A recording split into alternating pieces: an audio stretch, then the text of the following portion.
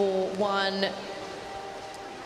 He has been able to go under that 17 mark already, his entry time being 16.58. Our other two athletes sitting at 17.13 and then 17.28. So there is a bit of a gap between these athletes' entry times. That time from William means he's averaging a 108 per 100 if he's aiming to get his personal best time. So we want to see those repeats of 34 low as often as he can, because he was a little bit faster in that opening 100. You got that little bit of bonus speed to play with, and now he needs to hit those 34 lows as often as he can, 50 after 50 after 50. Yeah, and we also know a lot of these athletes, they do have that ability when you hear the bell to signify that there's only 100 metres left to race. You get that little bit of an adrenaline surge and can lift, so you have a few seconds maybe that are potential to drop off in the last 100, but as consistent as close to that 34 is definitely what William's going to be looking for. The other boys in this race, I mean, 17-minute mark is obviously a great accomplishment to try and drop under. So for them, I think that's going to be, particularly James, that's going to be a goal that he'll probably have in mind. And over at 1500, he's only 13 seconds over, so he has to take less than a second off for each of those. And he'll be hoping to see if he can be dragged along a little bit by William and just try to keep in touch as long as possible in this race. So William is right on pace. There's another 34.0 that he just swum then, so he's hitting that speed that he needs to for his personal best as he makes his way through another turn. Slightly slower on the way down the pool that time, dropping out to a 34.7. So we'll need to really work on maintaining that rhythm over this middle portion of the race. He's looking to chase down his personal best time.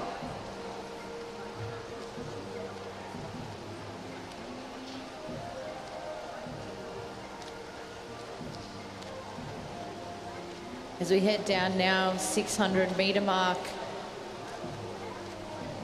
It's still William Bryan. As we mentioned, the entry times, I'm not surprised that this is how this race is panning out. They're all doing a wonderful job. It's definitely difficult to get up and do a 1500 first thing in the morning. So our athletes definitely putting together some good swims here. Bit of a mental game, the 1500. It's a long way. You're racing for quite a long time. It's really easy to get stuck in a rhythm. And then to try and push again over the race is even more difficult. So there's a real art to it, not pushing too early. Where do you go faster? Where do you start to try and push? Keep your stroke rate up, keep your kick there. So it is a bit more of a mental game, this 1500.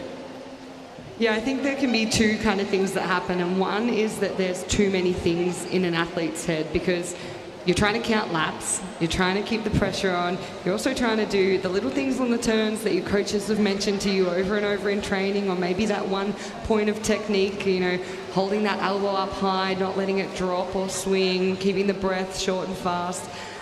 The other way it can go is you get a song stuck in your head and that's all that's in there.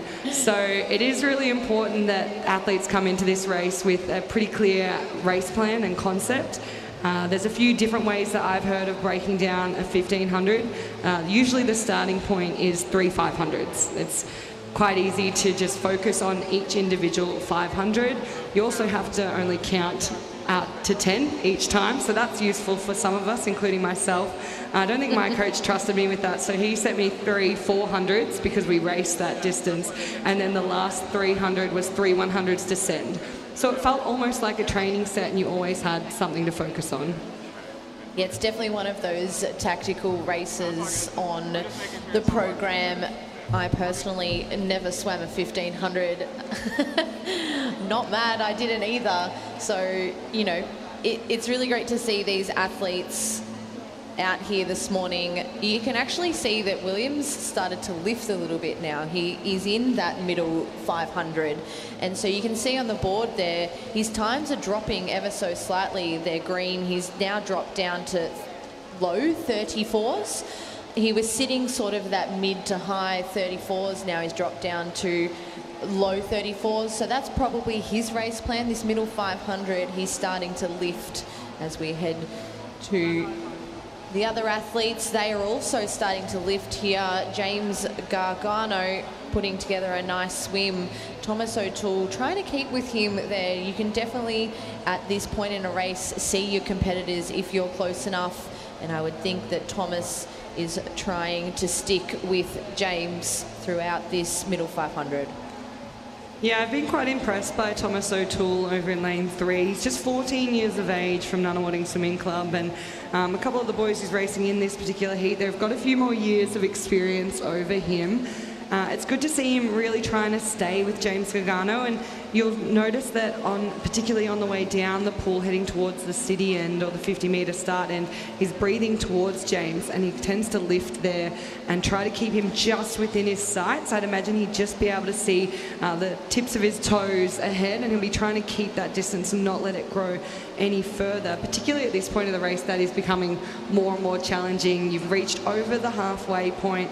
It's going to be starting to burn, particularly through the shoulders and in your lungs.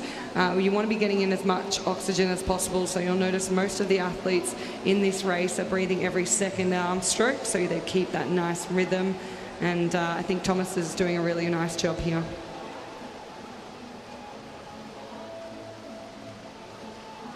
We spoke earlier about the 1500 being a bit of a mental battle, and the athletes are probably in that part of the race where this is the toughest on your mental state. You know you've only got 500 metres left to swim, but it's really easy to get stuck in a bit of a rhythm here. To try and lift already after swimming 1,000 metres is pretty hard.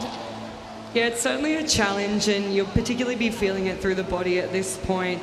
It can be quite easy, I think, sometimes to let it go and hold back. You hit that last 500 and it's quite easy to say, oh, well, I'll just take it a little bit easier for 300 or 400 metres and then I'll just max out the last 100. We love a last lap special. So the better of our athletes, this is the part where they have those focus points. So what do I need to hit when I hit that 1,000-metre mark? All right, am I bringing in the legs a little bit more? Am I trying to increase my stroke rate? Or do I slip when I do that? Do I need to lengthen out my stroke? Whatever those individual pointers are for each of these athletes, this is the part of the race where they really need to be starting to implement those. And William is so far ahead of the field now. He really is swimming his own race. It adds another level of difficulty for him. He doesn't have someone next to him. Now, that can sometimes be a positive and that can sometimes be a negative. When you've got someone sort of playing cat and mouse with you, you can get stuck in each other's rhythms. But the positive side of it is that you can have someone that pushes you a little bit further. So for William, he's out so far in front that he's really just swimming his own race.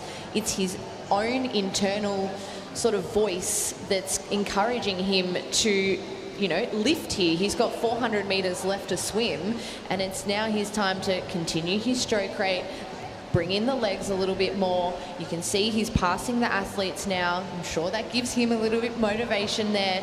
And it's similar behind him as well with James and Thomas. They've got a significant gap between them. So our three athletes in this race are really swimming to their own strengths.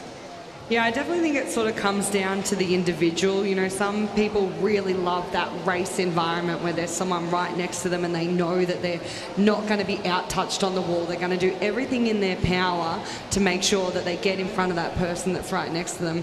Fortunately, for a lot of distance athletes, there's not as many people that do this event. Obviously, we only have the 3 swimmers in this morning and then our final later on today, whereas you compare that to our other events of heats, we've got 6 heats and 7 heats. So when you are in the training environment, a lot of the time there isn't many of you guys who are slaving away in those really challenging long distance sets, and you do get used to finding that space in your own mind and just trying to sit and hold and making sure that you have something to focus on so you don't sort of trail off and you have that ability to swim your own race. The other thing we do have is our incredible coaches along the side of the pool and teammates from these clubs. I do see a lot of the sprinters who get around their distance athletes because they go, I would never swim this, so I will support you. And towards the end of these races, you see a lot of people waving on the swimmers in the pool, giving the signal for bringing in the legs and all of those kind of things, which also helps that mental game. And William out in front is doing a fantastic job. We talked earlier about those 34 lows. He's been able to maintain in touch with that and he's going to be right on his personal best time. If he can finish strongly over this last couple of 100 metres, he's giving himself a really good chance to swim a personal best time.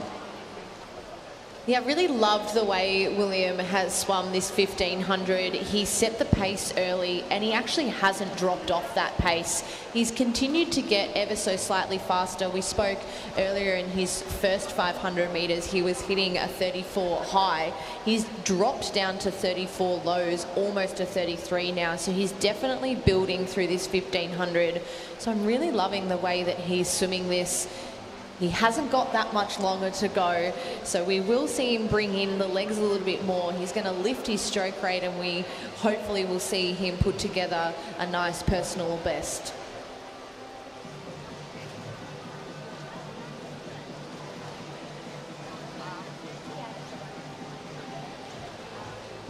He's got 150 metres left to swim. Once again, a little bit faster on the way back down the pool than on that opening 50. So we'll see over this last 150 metres if he can maintain that speed that he's shown on the return 50 each time. That will give him the best chance to swim as close as possible to this personal best time, which is 16:58.98. So it's going to have to be a quick last 50 and last 100, but he's given himself a chance to be right around that time. So the national age qualifying time for his age group is a 17:06. So he's definitely on track for that if he can swim under 110 in this last 100 to make sure he's on the plane to the Gold Coast in a couple of months' time.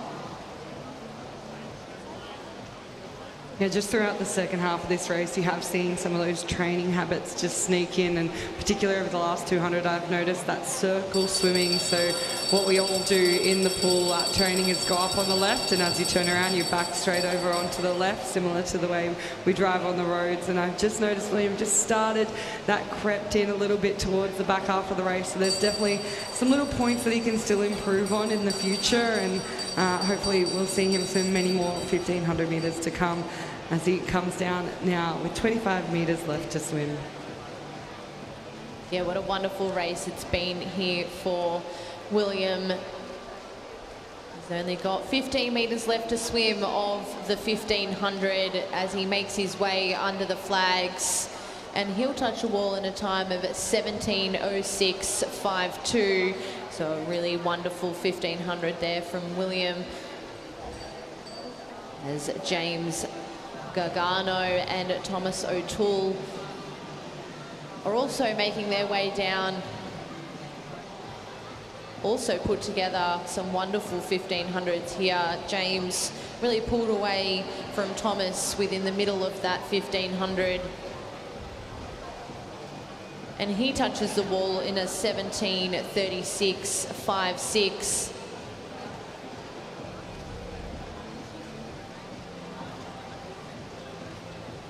And as Thomas finishes off the 1500, 17:52.68 from him. Some wonderful swimming there this morning.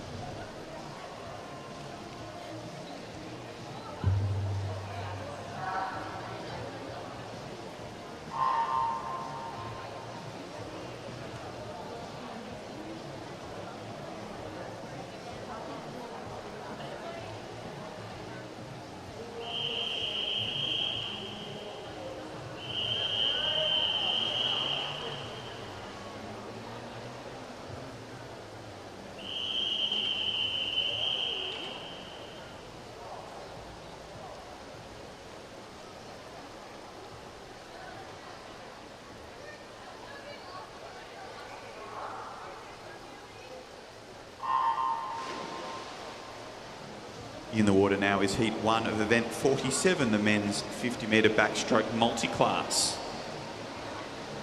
We saw a number of these swimmers returning to the pool after their 50-metre butterfly before that 1500.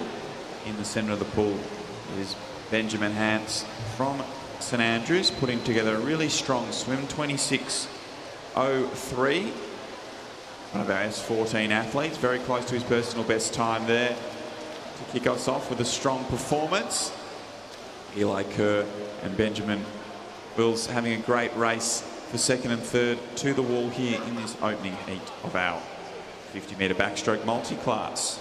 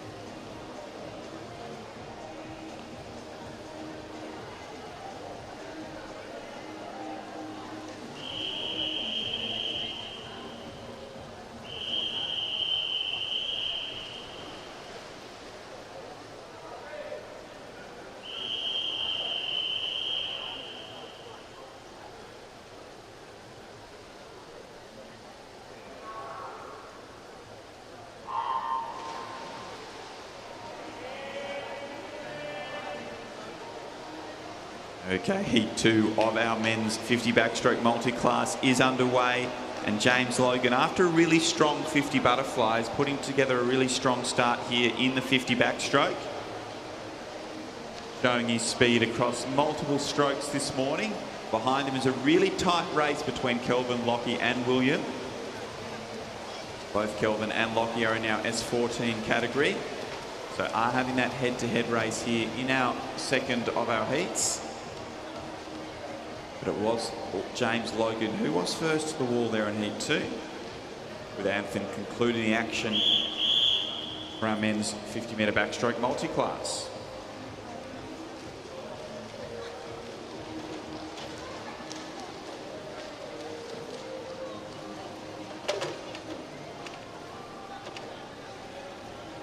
Next event on the program is event 48, the women's 50-metre backstroke multi-class. We have 2 heats. Behind the blocks is heat 1.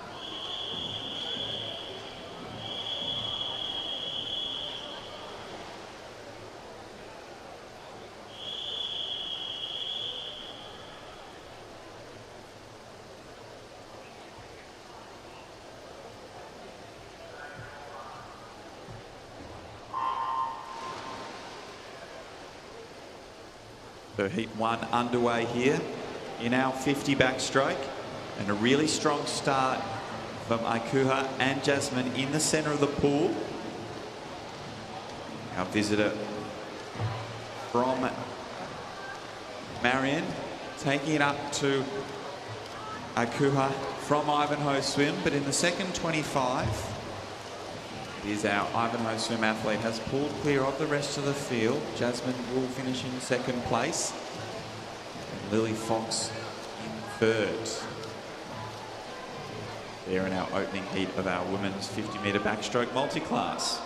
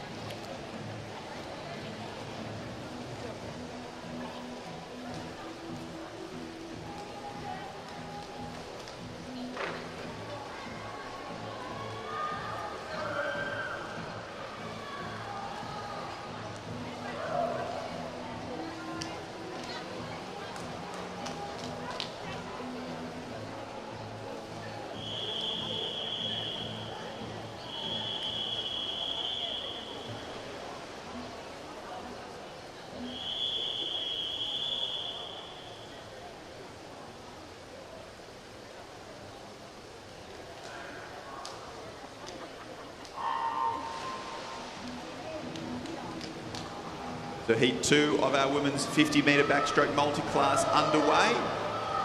And Meg Conhetti using strong underwater dolphins there to pop up in the lead at the 15-metre mark. Ava Dennis from Warragul has now moved up alongside her. We've seen Ava put in some really strong performances already this meet. Both Ava and Meg are athletes in our S19 category, so are having that head-to-head race, because a reminder, these times that these athletes post are converted against their individual classifications world record into a point score, with our top 10 point scorers progressing to the final tonight. So it was Ava who touched first ahead of Meg, with Anna Layton touching in third. That concludes the action of our women's 50-metre backstroke multi-class. We now move on to event 49, the women's 200-metre butterfly. We have 3 heats. Behind the blocks is heat 1.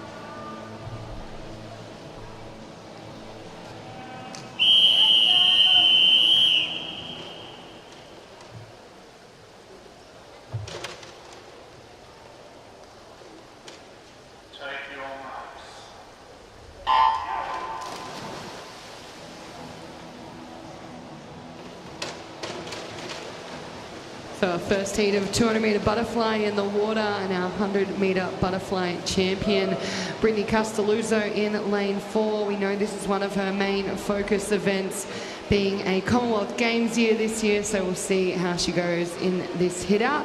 Probably holding back a little bit, being day 3 for our heat swim, trying to find some comfort and just putting together a solid swim.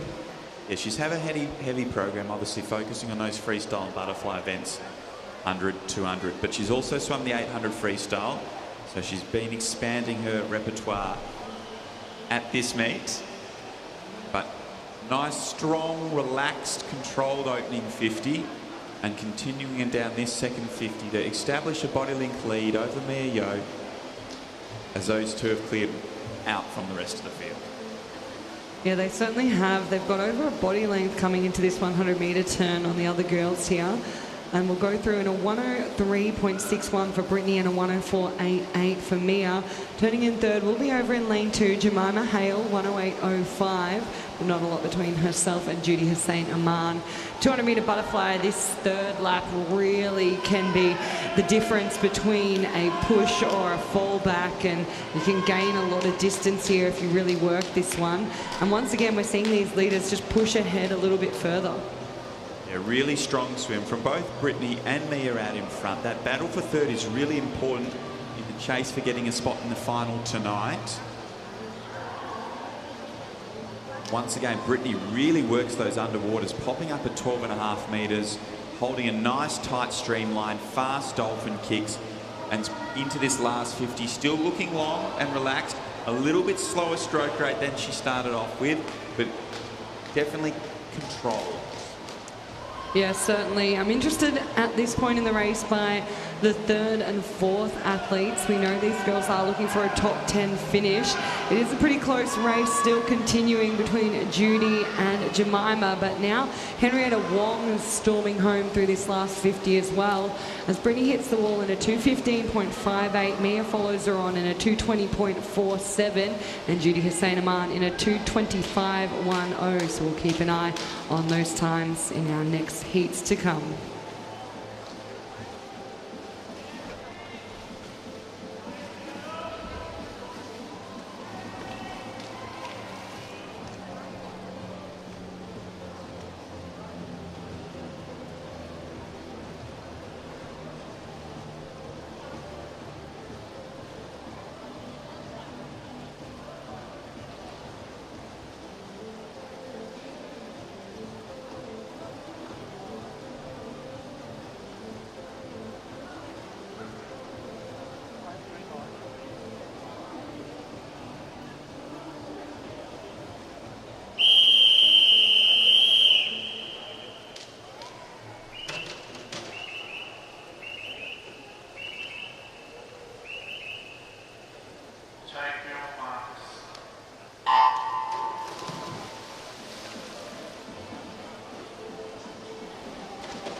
Heat number 2 of our women's 200-metre butterfly off and racing, and it's lane 4. Rafaela Capello is leading the way through this first 50 metres. She's looking super strong here. Nice rhythm in this first 50. She'll come down to the wall. 29.99, followed by Courtney Mudge over in lane 2. So really dominant first 50 there from Rafaela.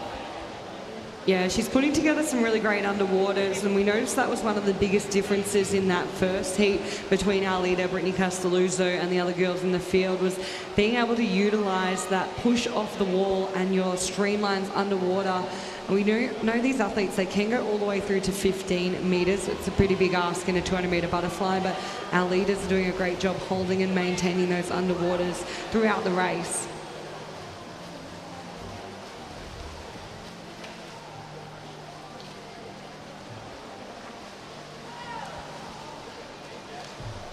So it was Rafaela turning first there, 105.55. Not too shabby of a first 100 there from her. As you can see, she's really pushing those hips up, a really nice stroke there. Yeah, she utilises that butterfly kick really well throughout the race. You can see her legs making their way all the way through to the surface. So she got strong, powerful kicks on the underwater and during the technical stroke component of the race.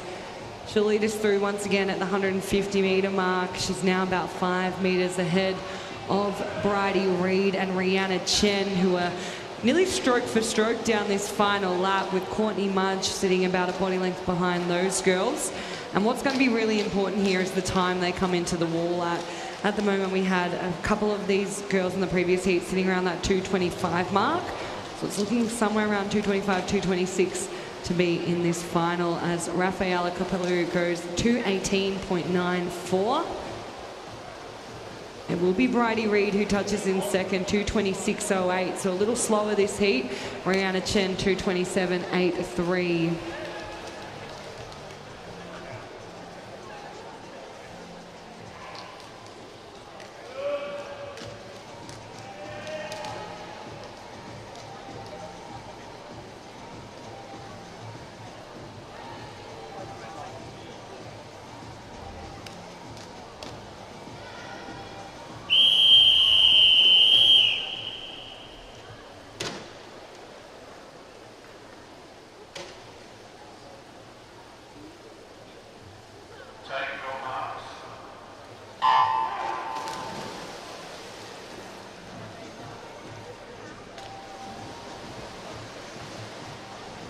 Heat 3 are up and stroking, and it's Tara Kinder in the middle of the pool who has the early lead in this 200. She's had a massive program here at our Madiola Victorian Open Championships. Just adding to it is the 200 fly this morning. Yeah, I think this is a great almost training strategy from Tara and the team. She is working towards those medley swims, in particular the 400 IM. We know that's a really available spot on our Australian team that she's certainly got her sights set on. So racing in all of the 200-metre events across this weekend is a great way of her improving on these, and particularly over these longer distances. We saw her compete in the 200-metre backstroke, and we have spoken before about that being one of the weaker components of her medley, and she still managed to pull out an incredible performance in that race. This is looking great too. I mean, being able to swim a 200 fly is certainly going to be an advantage when you have a 100-metre butterfly at the beginning of a 400 IM and still need to complete 3 100s after that. She's taken us out in a 104.41 ahead of Abby Mesher, 108.39, and then it's Mia Mifsud sitting in third place. She went around in a 109.67. Our top 3 leaders of this race all sitting in their positions really comfortably. Tara out ahead, followed by Abby Mesher, and then trying to challenge Abby over in lane number 5, Mia Mifsud. But it's all Tara here. She's put a phenomenal lead over this heat. It's hers, you know, race out the front all by herself there. 1:39.31 was the 150 metre mark. So this has been a really, really strong 200 metre butterfly from Tara. A tough race to do after the events that she's already competed in, and she's comfortably going to go into that final tonight in a time of 2:14.51. Yeah, so that time sets her up as the fastest qualifier for the evening, and a close race for second and third here. It will go to Mia Mifsud, 2:26.14 ahead of Abby, 2:26.25.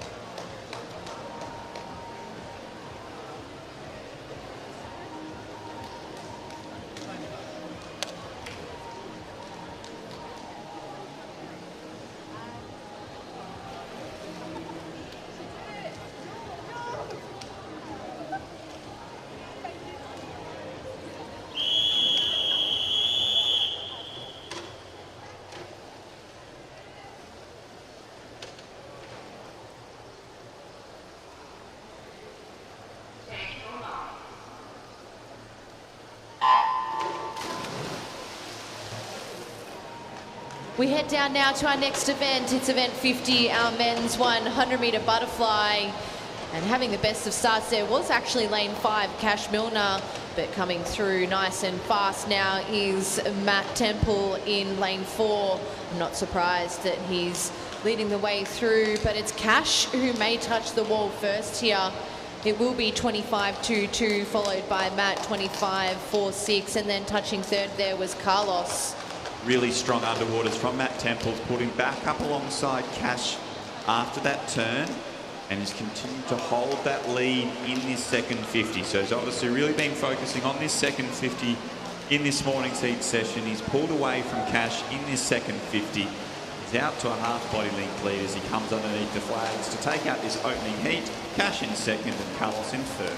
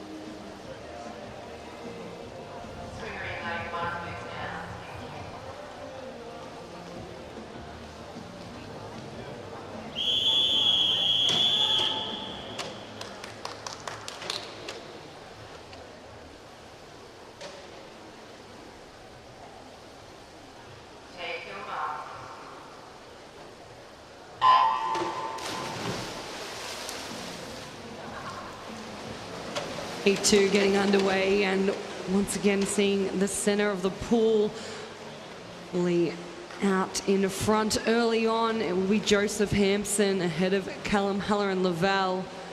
Was a quick start over in lane 1 from Seaborn Lee. Lanes 4 and 5 will take us through. In first and second, Joseph turns in a 25.17 ahead of Callum, 25.73. Joseph extends his lead off those underwaters. He's out by almost a full body length. Christopher Elson's coming up alongside Callum in that challenge for second place in this heat. But will be Joseph Hanson who continues to extend his lead out in front in the centre of the pool in control of our second heat. Take it out in 53.99. Callum gets us the touch for second ahead of Christopher in third.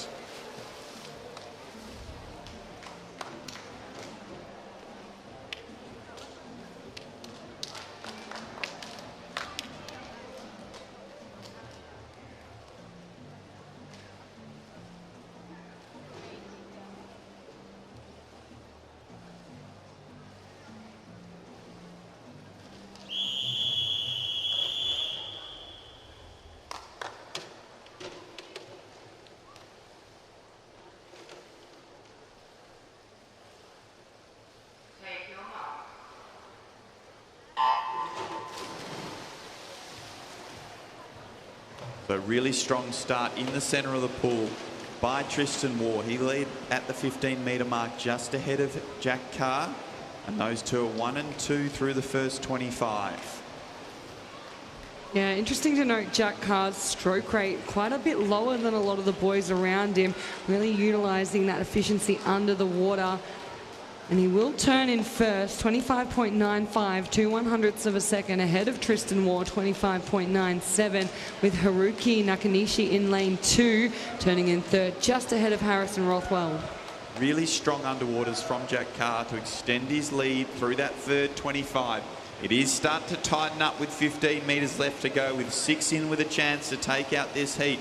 Samuel Higgs is swimming nice and strongly in lane 7. Can Jack Carr hold on out in front? He does, just gets the touch. Artsy Kritzberger in second and Samuel Higgs in third.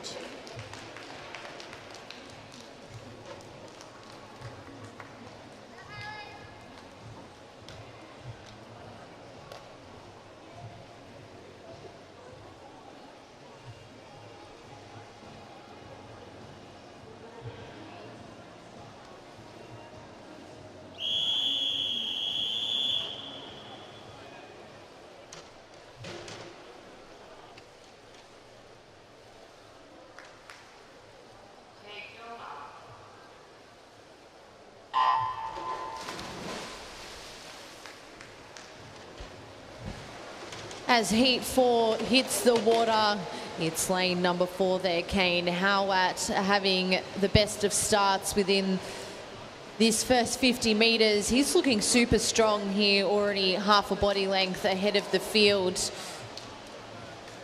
As we come down to the 50-metre turn, and he'll turn in a 26.17, and he's followed by Elson and then Tyler in lane number 3. So we'll see if anyone can catch his first blistering 50. It was a very strong opening 50, and he's got that body length lead, and no one's catching him in that third 25. If anything, he's extended away from the rest of the field here. So it has all been Kane in our 4th heat of 100 butterfly. He's out by 2 body lengths as he comes underneath to take it out. A nice 56 low.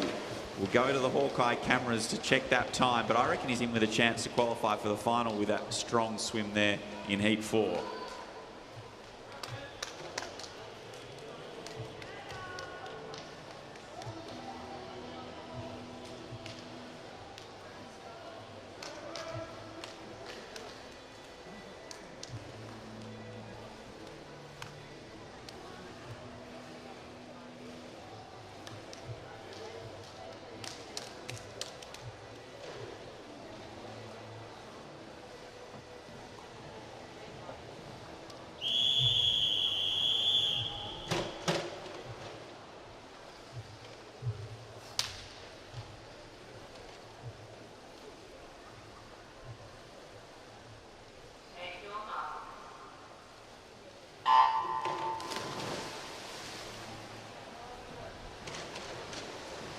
And heat 5 are away in swimming, and it was lane number 6 there who had a really wonderful underwater through that first 15 metres.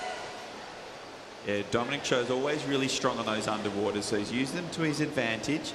As we're making our way through to this 50-metre turn, it will be now the lead has taken over by Enzo.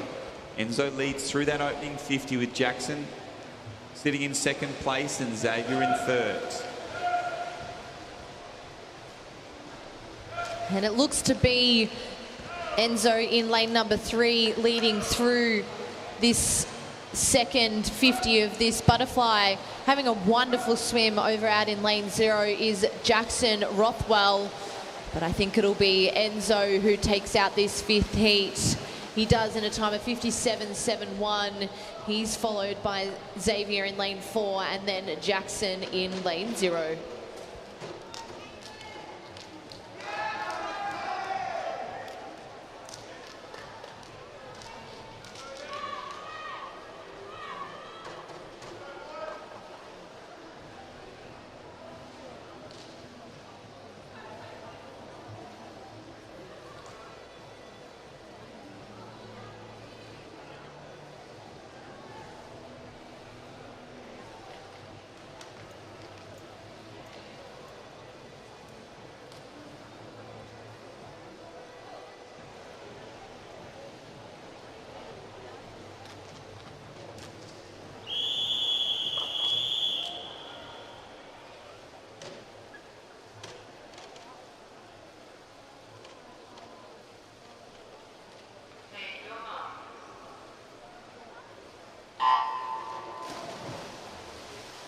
So underway in our 6th and final heat of men's 50-metre butterfly. We do have Rowan Crothers swimming in lane 1, as we spoke to him last night. This is his chance to post a time to try and qualify for the Commonwealth Games team in this event. So he's out nice and strongly, the 28-year-old from Marion. But in the centre of the pool, it is Lewis G, who is going to lead us through this opening 50. Yeah, so Louis turns through in a 27.17 ahead of Zachary Gordon, 27.71. And Rowan turns in third, 27.84. So giving himself the best possible chance. I believe the time he said he needed to post was around a 58 high. We're looking to see, he comes in with an entry time of 1:00. So if we can see a personal best in the heat, that'd be great for him as well. And it was so good to see that 28-year-olds tackling new challenges. And he's finishing nice and strongly in this heat, but it will be Brodie Cargill, who had the best of the second 50s, to move through and take out the heat ahead of Scott Robinson and Zachary Gordon in 3rd place.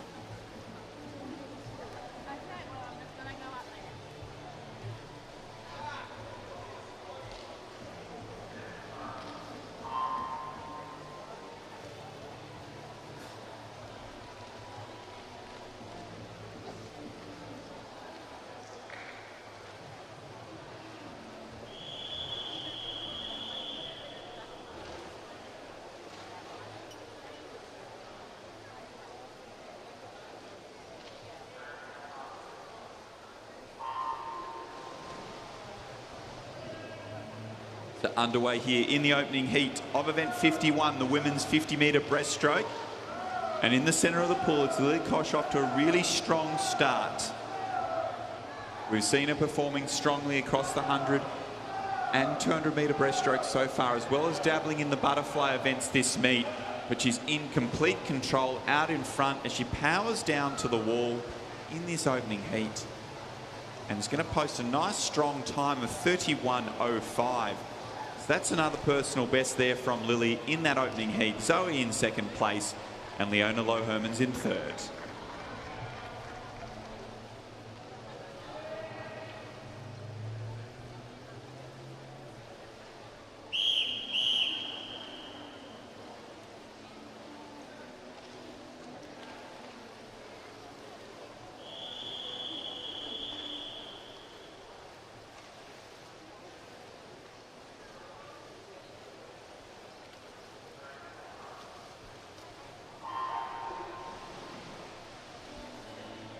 Our second heat of 50-metre breaststroke in the water, a couple of empty lanes.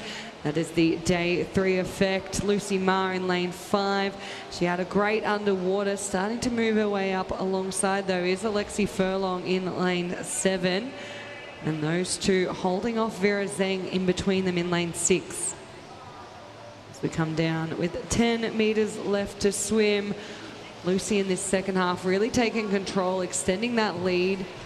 And she'll come into finish in a 33.28 ahead of Vera, 34.58 with Alexi in third, 34.61.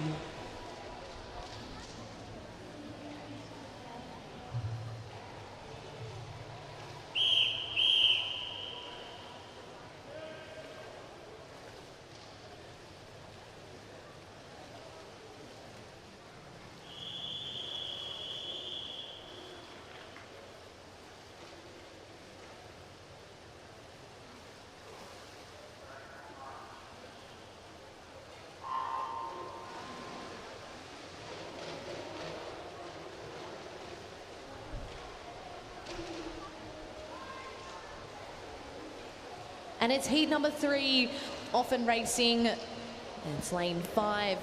Yuji Liu up and stroking super fast. She leads the way with 15 metres left to swim. Trying to catch next to her Madeline Horvath, but Yuji Liu putting together a wonderful 50 breaststroke here.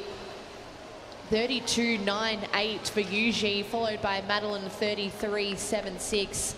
And touching the ball third there, Taryn Aldred 34.19.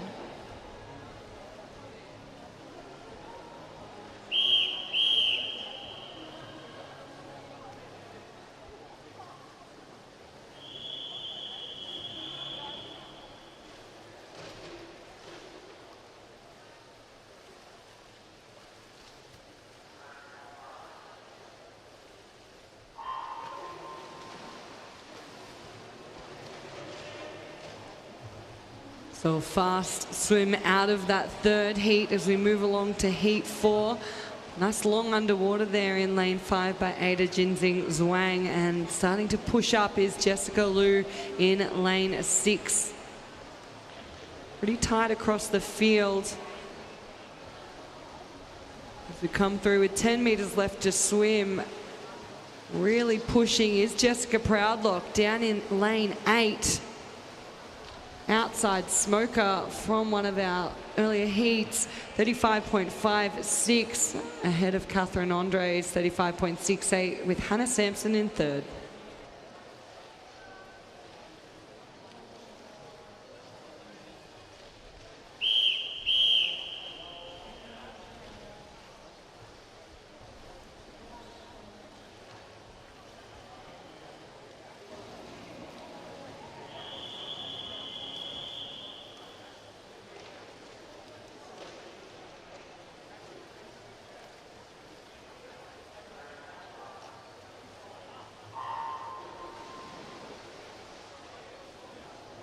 So heat 5 underway of the women's 50 breaststroke, and in the centre of the pool, Zara Olawani off to a nice strong start.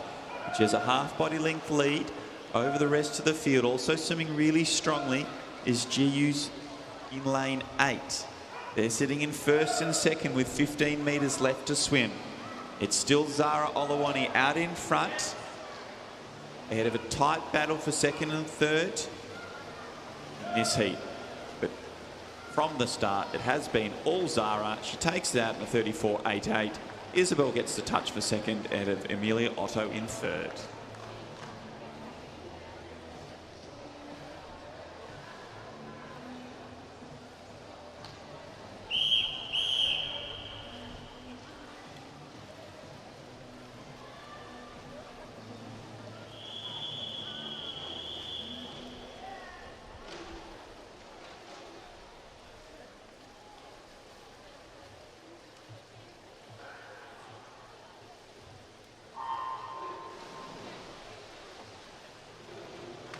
Underwater now with our 6th heat of 10.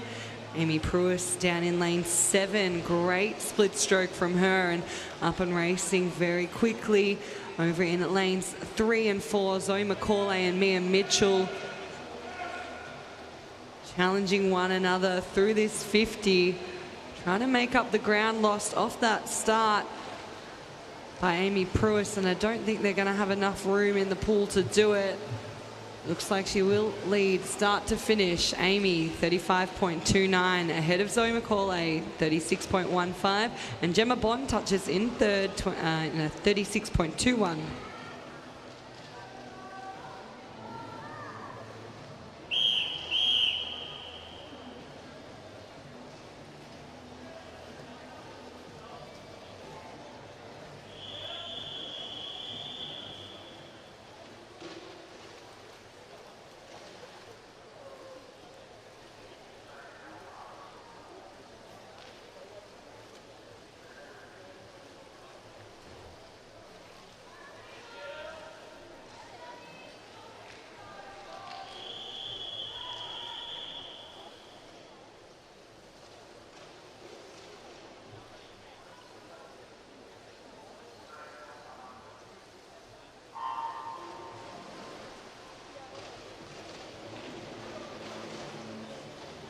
Heat 7 off and racing our women's 50-metre breaststroke. Lane number 5 there, Nicole Briscoe.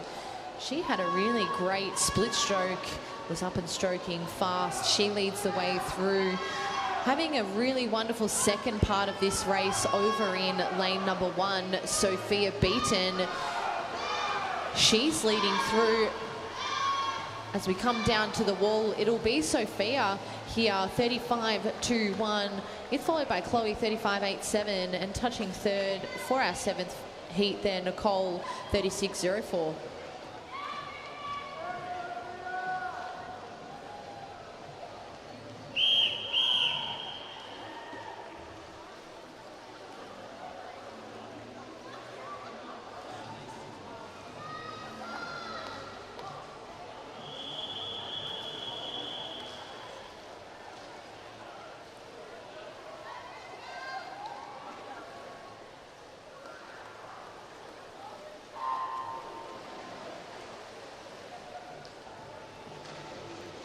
And they were fast off the blocks from our 8th heat of the women's 50-metre breaststroke. And the outside lane's doing well early here. Alexandra Murray, she was speedy through that first 25, really keeping up with the girls in the middle. Anastasia Trofimashina and Zara Reynolds in lanes 3 and 5. They were going together, but we're just starting to see the centre of the pool push through. Elsa Wang, she's making up that little bit of ground on Anastasia. As they come into the wall, though, it looks like it will be Anastasia, 35.60, ahead of Zara, 36.22, and then touching in third, Anae Jushi Wu.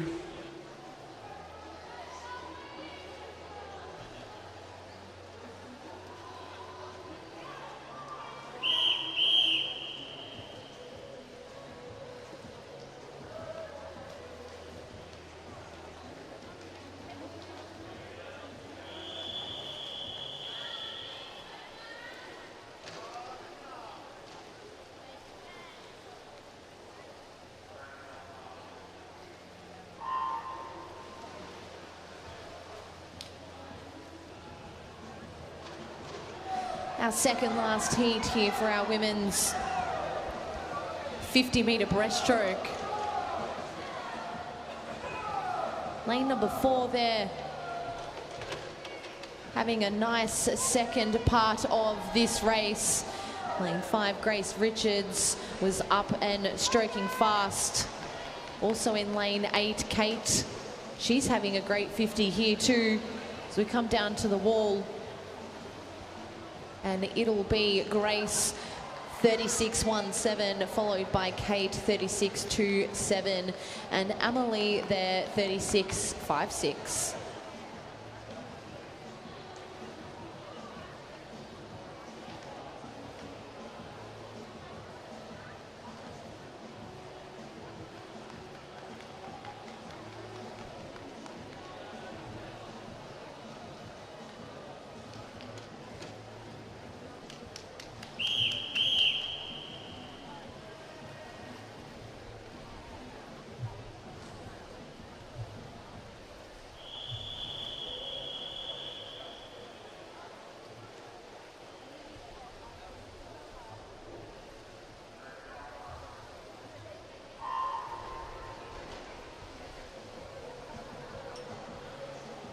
10th and final heat in this 50-meter breaststroke this morning, underway now. And all three athletes in the pool sit around 37.3, 37.4. So far it is Charlotte Anderson leading the way ahead of Hayley Warren, with Natalie Bongalis just behind them. But that gap is certainly closing as we come down with 10 meters left to swim. Hayley and Charlotte almost stroke for stroke under the flags. Who has the longer reach onto the wall? It will be Charlotte that gets there. 37.43 ahead of Hayley, 37.66 with Natalie in third, 38.04.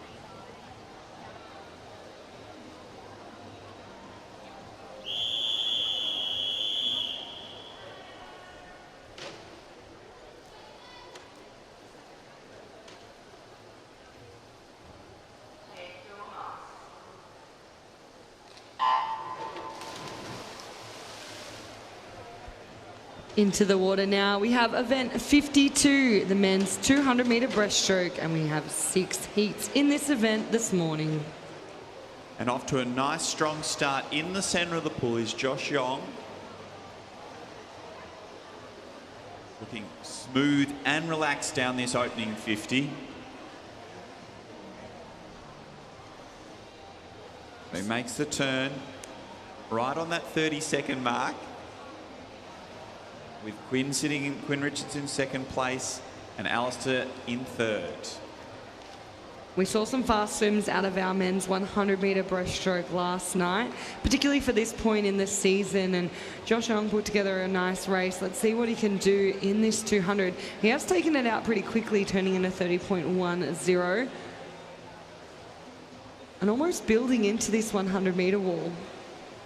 And he's keeping that stroke nice and long, getting great distance out of every stroke as he turns through into 103.47. So 33-second 50 there on that second 50.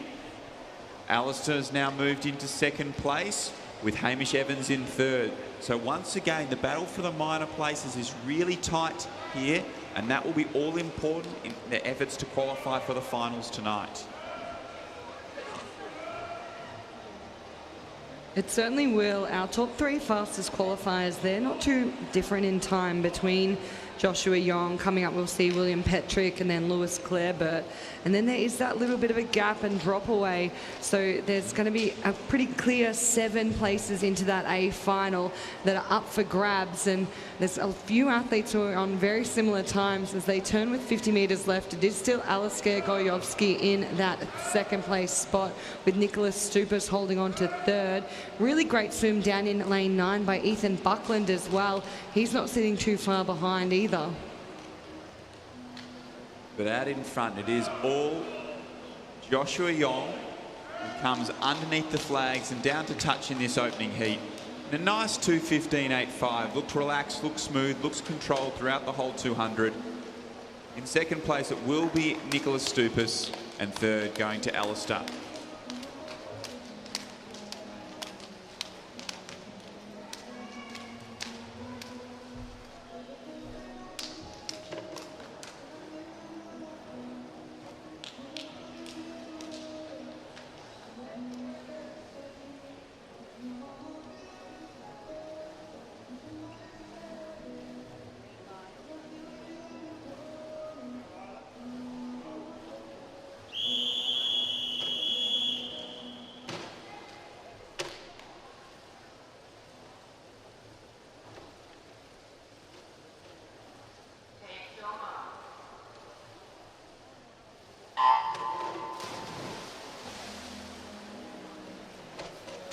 Heat 2 have hit the water for our men's 200-meter breaststroke. And it's lane 4, William Petrick, taking the early lead in the first 50. beside him. Calvin Reid trying to go with him. We saw Calvin put together a strong 100 breaststroke the other night, but it is William Petrick out in front, ahead of Flynn Skipper and Seabom Lee and Harrison Biddle. Those four are our early leaders through the first 50, but William Petrick continues to extend away from those three chasers.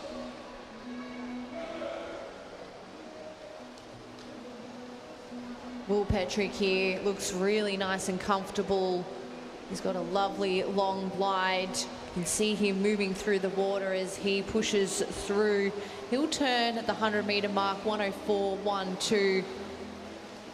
He's followed by Harrison Bedell in lane number 5 and Flynn Skipper in lane number 6. But he's got a comfortable lead over the field at that halfway point, and he continues to push. You can see he's just slightly lifted his stroke rate here in this third 50, really trying to push the second half of his race. So we know him as a medley Olympian, but it's no surprise to see him putting together a really strong 200 breaststroke, because as an age grouper, he held those Victorian records in this very event. He's doing a fantastic job here in the heats this morning to continue to pull ahead of the rest of the field, keeping good distance and length in his stroke as he works his way down with 25 metres left to swim here in heat 2.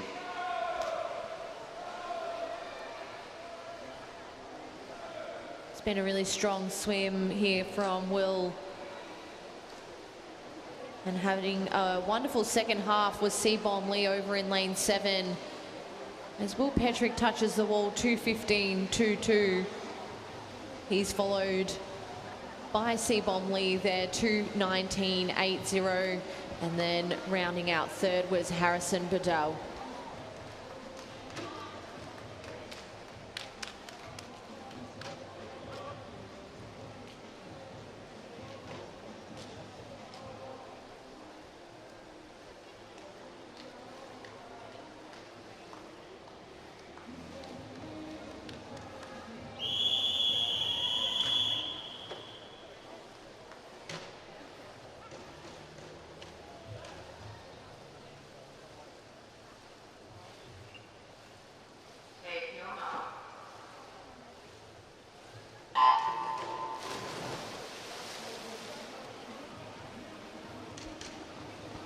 So heat 3 underway, the last of our circle-seeded heats. We've seen some quick swims in this 200-metre breaststroke this morning. It's going to be tight into the final. There's about 3 athletes sitting around 2:23.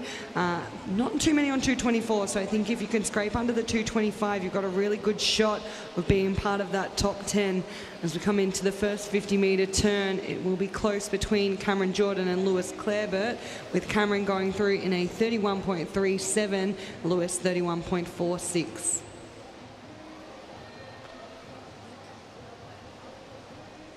This heat starting to play out how we've seen our previous heats. Our lane 4 swimmers really pushing the morning swim,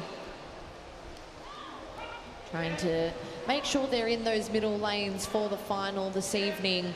So it's Lewis Clareburt leading through the halfway point. He's 106.99.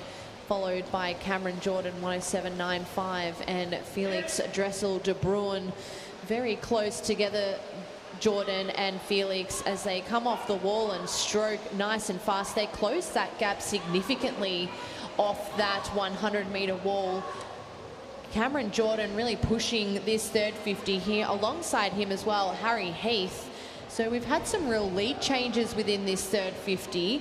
We had Lewis touch the wall about a body length ahead, and then Felix just really pushed the underwater. So he'll turn in a 1:43.54 after that blistering third 50. Yeah, that certainly was a quick one. It's great to see Cam Jordan also maintaining that lead. He does prefer the 100 and more of the sprint breaststroke, so nice to see him putting together a solid 4 laps. Here comes Lewis Clareburt, though, really pushing through this final 50. Felix not letting him get away too easily, though, staying right up on his shoulder. And that race of 4 now almost becoming a race of 3, with Harry Heath still in the mix but about a half body length behind. I think Lewis is going to get the timing on this touch to take out the third heat in a 2:21.21, ahead of Felix 2:21.30 and Cameron 2:21.78. But 4 swimmers on 2:21, very fast.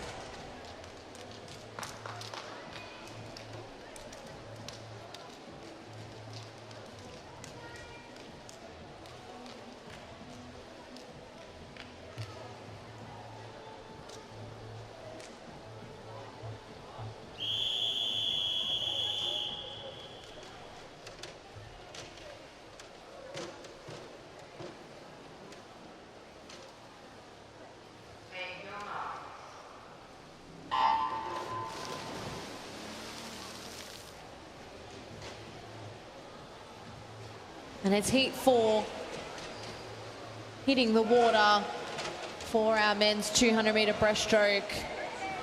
In the middle of the pool, we can see lanes 3 and 4 who are upstroking the fastest within this heat. And it looks to be Nikolai in lane 4, just ever so slightly ahead of the field.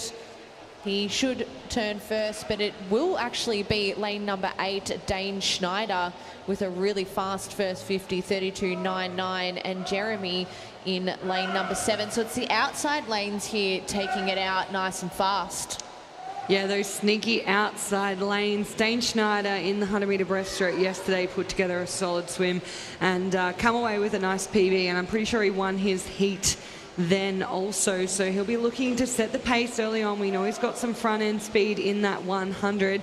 He's certainly showcasing that as we come down under the flags to turn at the halfway point. He'll maintain that lead. He'll go through in a 110.19 ahead of Nikolai, 111.06, and then Jeremy sits in third now, 111.11. And we'll see what the boys can do. We saw a lot of movement on the third 50 in our previous heat.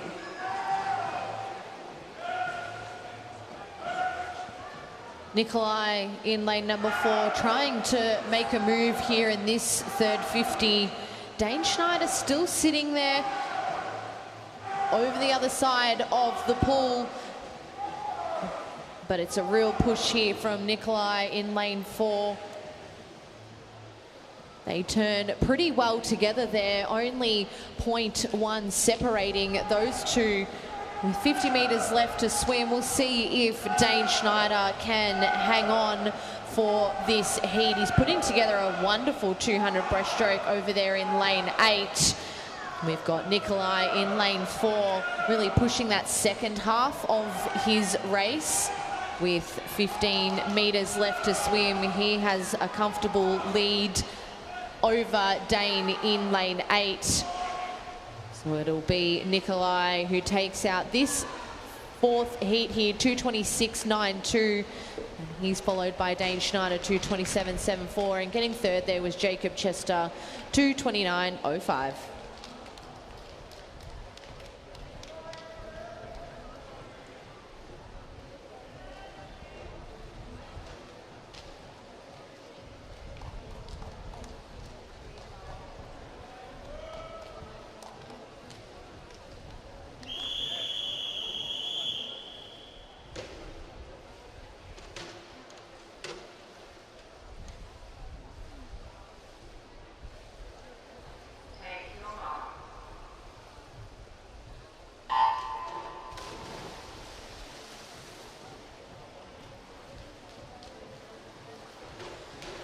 Well, it's our second last heat up and stroking, heat 5 of our men's 200-metre breaststroke. We've seen some really fast swimming from our men this morning. There's no difference in this heat. Over in lane 0, Damian Lane seems to be taking this out just ahead. But as we come down to the wall, it looks to be lanes 5 and 6. It will be Max Malone in lane 5, 33.73, taking out that first 50. Yeah, who turns through just ahead of Jaden Zhang. And those two continue to hold that lead, but now making his way through in the middle of the pool as Daniel Nugent has moved from 4th place into first place, but also swimming really strongly down in lane 8 is Samuel Mills. So those two are 1 and 2 as we head towards the 100-metre turn here in our 5th heat. Well, it's the halfway point here. It'll be Samuel Mills 1:12.0, followed by Daniel Nguyen 1:13.1. We saw in our previous heats the third 50 was the 50 of movement for the athletes. We'll see if this heat plays out the same. It still looks to be Samuel Mills in lane 8 pushing through, but you can see the gaps are just starting to slightly close between Samuel and the middle lanes. So it was a fantastic second 50 from Samuel. He's continued to hold that lead throughout this third 50, so he'll turn into the final 50 in the lead. But Connor is starting to make a move with that fastest third 50 of the field, with Daniel sitting in third place. So Connor Jenkins is our fast finisher in lane 3, and he's now come right up alongside Samuel Mills with 25 metres left to swim.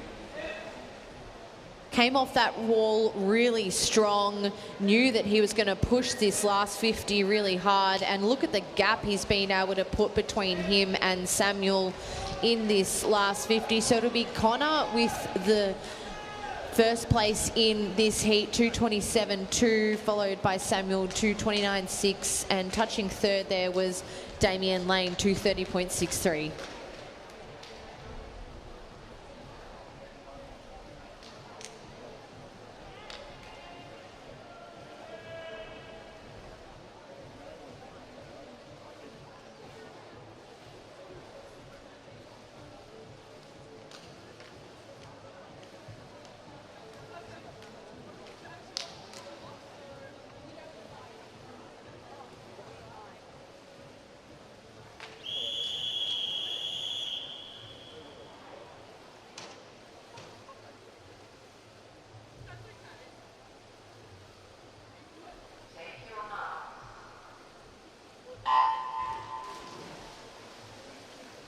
And underway now with our 6th and final heat of the men's 200-metre breaststroke. Just the 3 athletes in this field for this one, and all coming in around that 2:34 mark.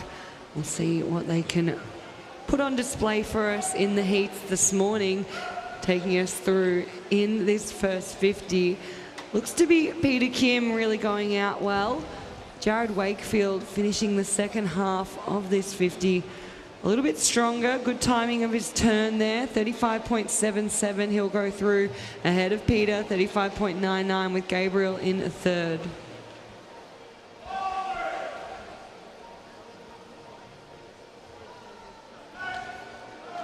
It's a strong first 75 metres from Peter, but you can see Jared starting to come up alongside him and really push this second 50.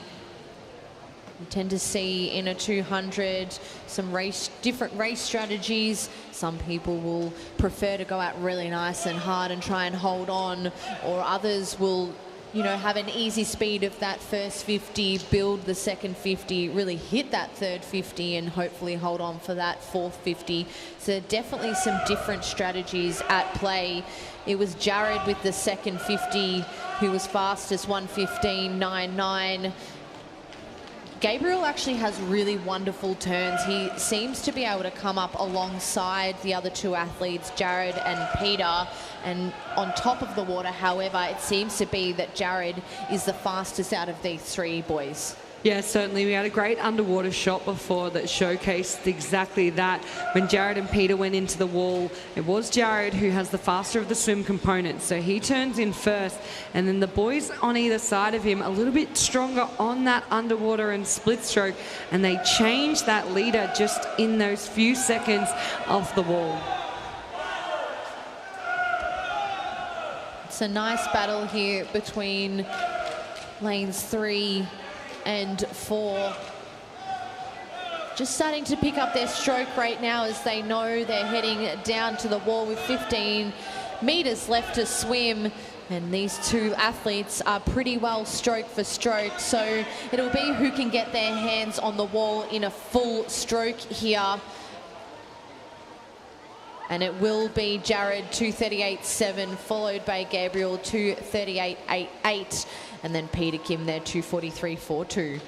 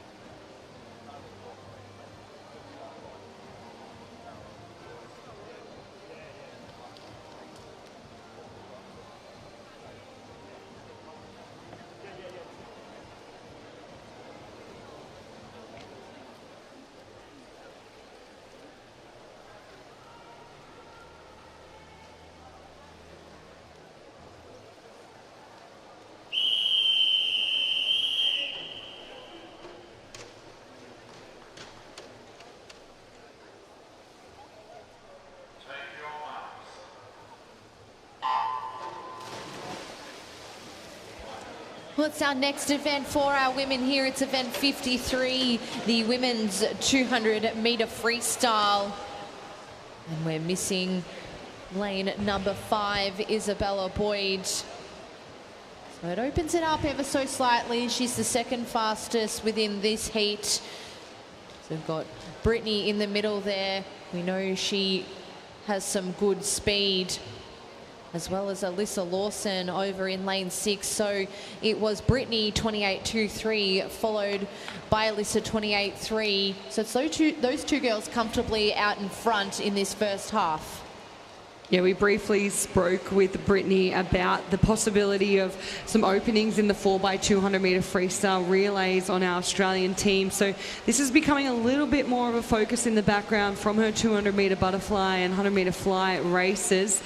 We'll see what the girls can do this morning. She comes in with an entry time of a 1:57.04. She's put on some great finals, including a lot of extra races that we probably wouldn't have usually seen her compete in at an event like our trials. So it's been great to have Brittany across the board. Alyssa Lawson, though, is doing such a fantastic job here out of lane 6. Her entry times are 2:05.61. Both of the girls turned under the minute mark, so they've set themselves up well to be, for Alyssa, really around that entry time of the 2:05. Yeah, she's only 15 years of age there, Alyssa, so to be comfortably turning in a 59 out of 200, I'm really loving seeing her confidence as a youngster heading out nice and quickly. Brittany starting to take over this 200 first heat. She has 15 metres left to swim. The girls are going to put a nice time on the board here for the first heat. And it'll be Brittany 2:03.57, followed by Alyssa 2:05.48, and then Kira Jeffs there 2:07.78.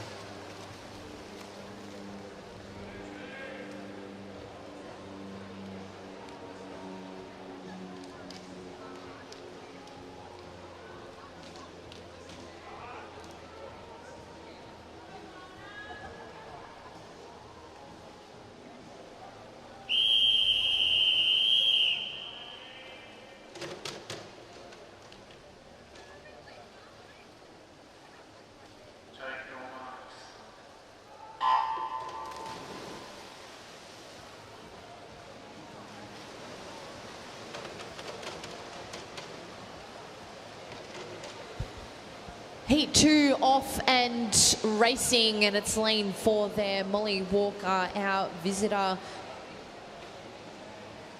from Southern Performance. She's taking it out nice and fast.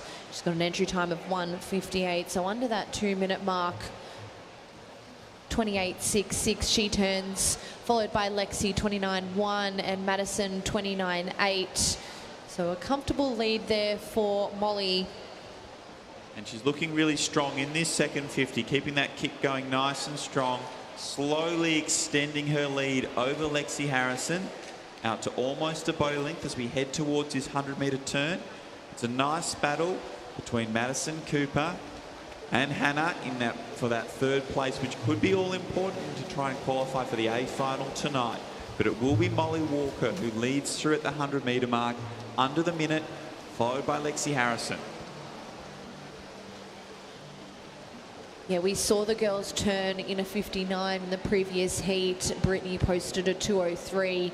So she'll be looking to try and go faster than that, Molly, to try and get that middle lane for tonight's final. She's swimming a similar race there to Brittany. 1:30.47 is Molly's time, followed by Lexi 1:33.05. And Madison Cooper looks like she's comfortably in third place now, as she's had a really strong second 100 of this 200 freestyle and starting to make some ground on Lexi Harrison. But out in front is all Molly Walker. She heads underneath the flags and down to touch in this second heat in a nice strong time of 2:01.53. Lexi Harrison in second and Madison Cooper in third.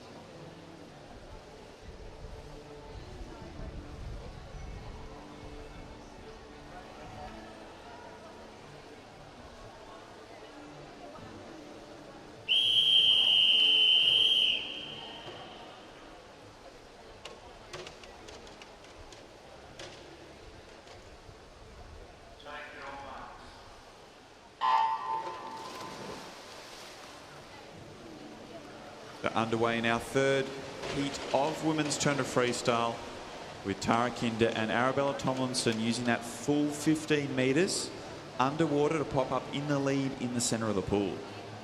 Yeah, both of those girls really attacking this first 50, and that's what we're seeing now a lot more from this 200-metre freestyle event. Is there's no real gaps where you can hold off. It has to be intense from the get-go, and we've seen a lot more utilisation of these underwaters as well. So Tara Kinder doing a great job there, just holding those underwater dolphin kicks a little bit longer. With Arabella in the swim part, she's a lot heavier on the legs, so she's starting to already come up right alongside once again. So those two are battling out in front, and then nice tight battle behind between Mana and Alana for third and fourth as we make our way through this 100-metre turn. Right on that minute mark for Tara Kinder as she leads Arabella Tomlinson. Mana sitting in third place, nice and tightly bunched with Alana Banks in fourth. Yeah, so far from our previous heats, we've seen obviously that 2:01 from Molly. That's now our fastest qualifier, 2:03 from the first heat. And then a pile of girls sitting around that 2:05. And then it drops away to a 2:07. So these minor placings are going to become really important, what time they are able to swim. As we turn at the 150-metre point, Tara goes through ahead of Arabella, 131.84, 133.78. And there is really not a lot of gap between Alana Banks and Manama Fuz either. So it's a really strong third 50 from Tara Kinder to pull ahead of the rest of the field. She's out by 3 body lengths as she comes underneath the false start with 15 metres left to swim. A strong second 100 from Alana Banks has moved her from fourth place right up into second place behind Tara Kinder, who takes this third heat out. Alana in second and Arabella Tomlinson in third.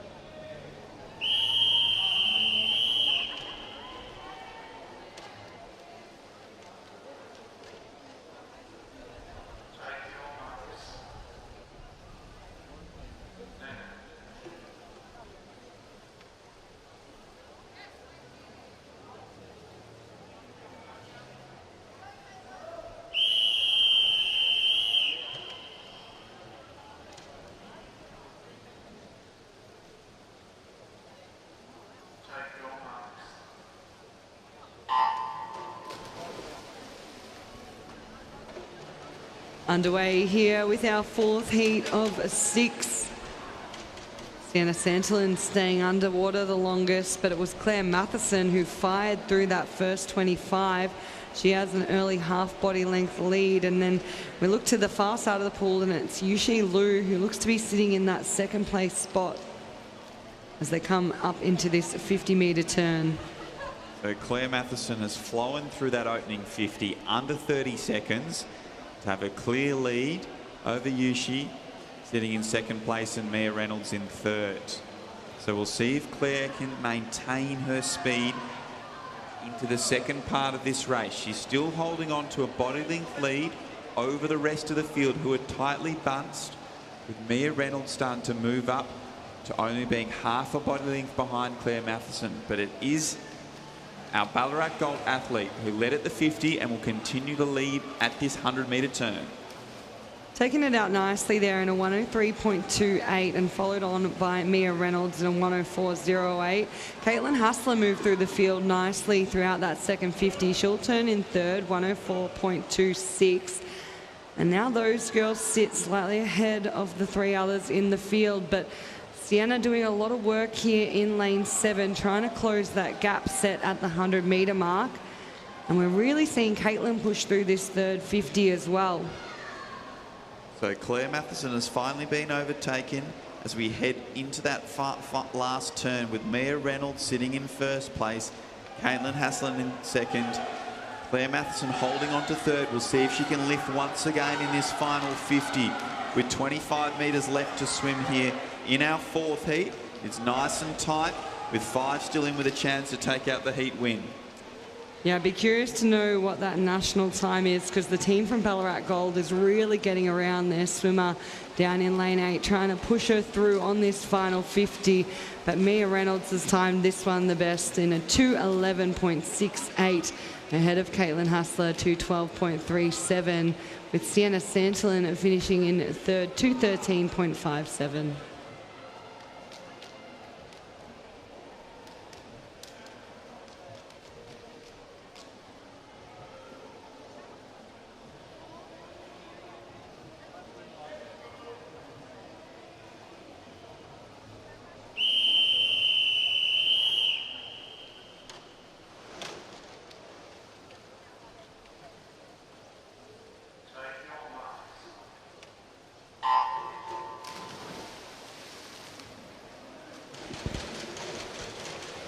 Heat 5 of our 6 heats in the water now, and not much separating this heat through that first 25.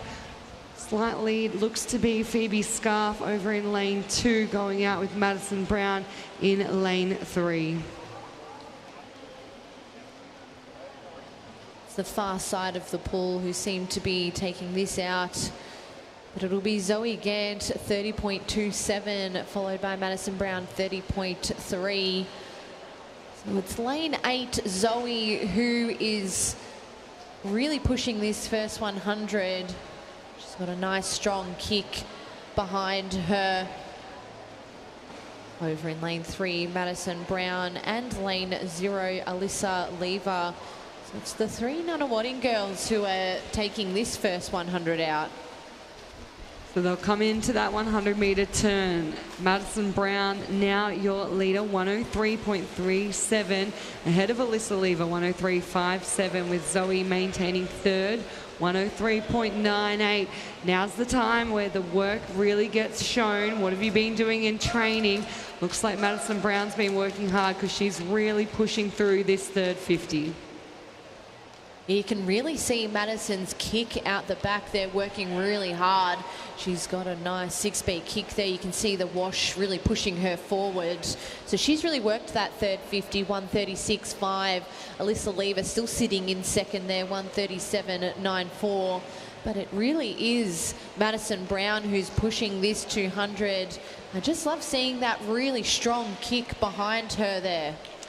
Yeah, such a great technical component of her freestyle and continuing to motor her ahead. Alyssa Lever still doing a great job over in lane 2. One of the big movers through that third 50 was Emma Baldwin. She shifted away from 5th and looks to be sitting in around 3rd here, and she was the only one in the pool to go in faster on the third 50 than the second. It will be Madison Brown, though, who gets the win out of Heat 5, 209.97. Alyssa in second, 212.25, with Emma in third, 212.89.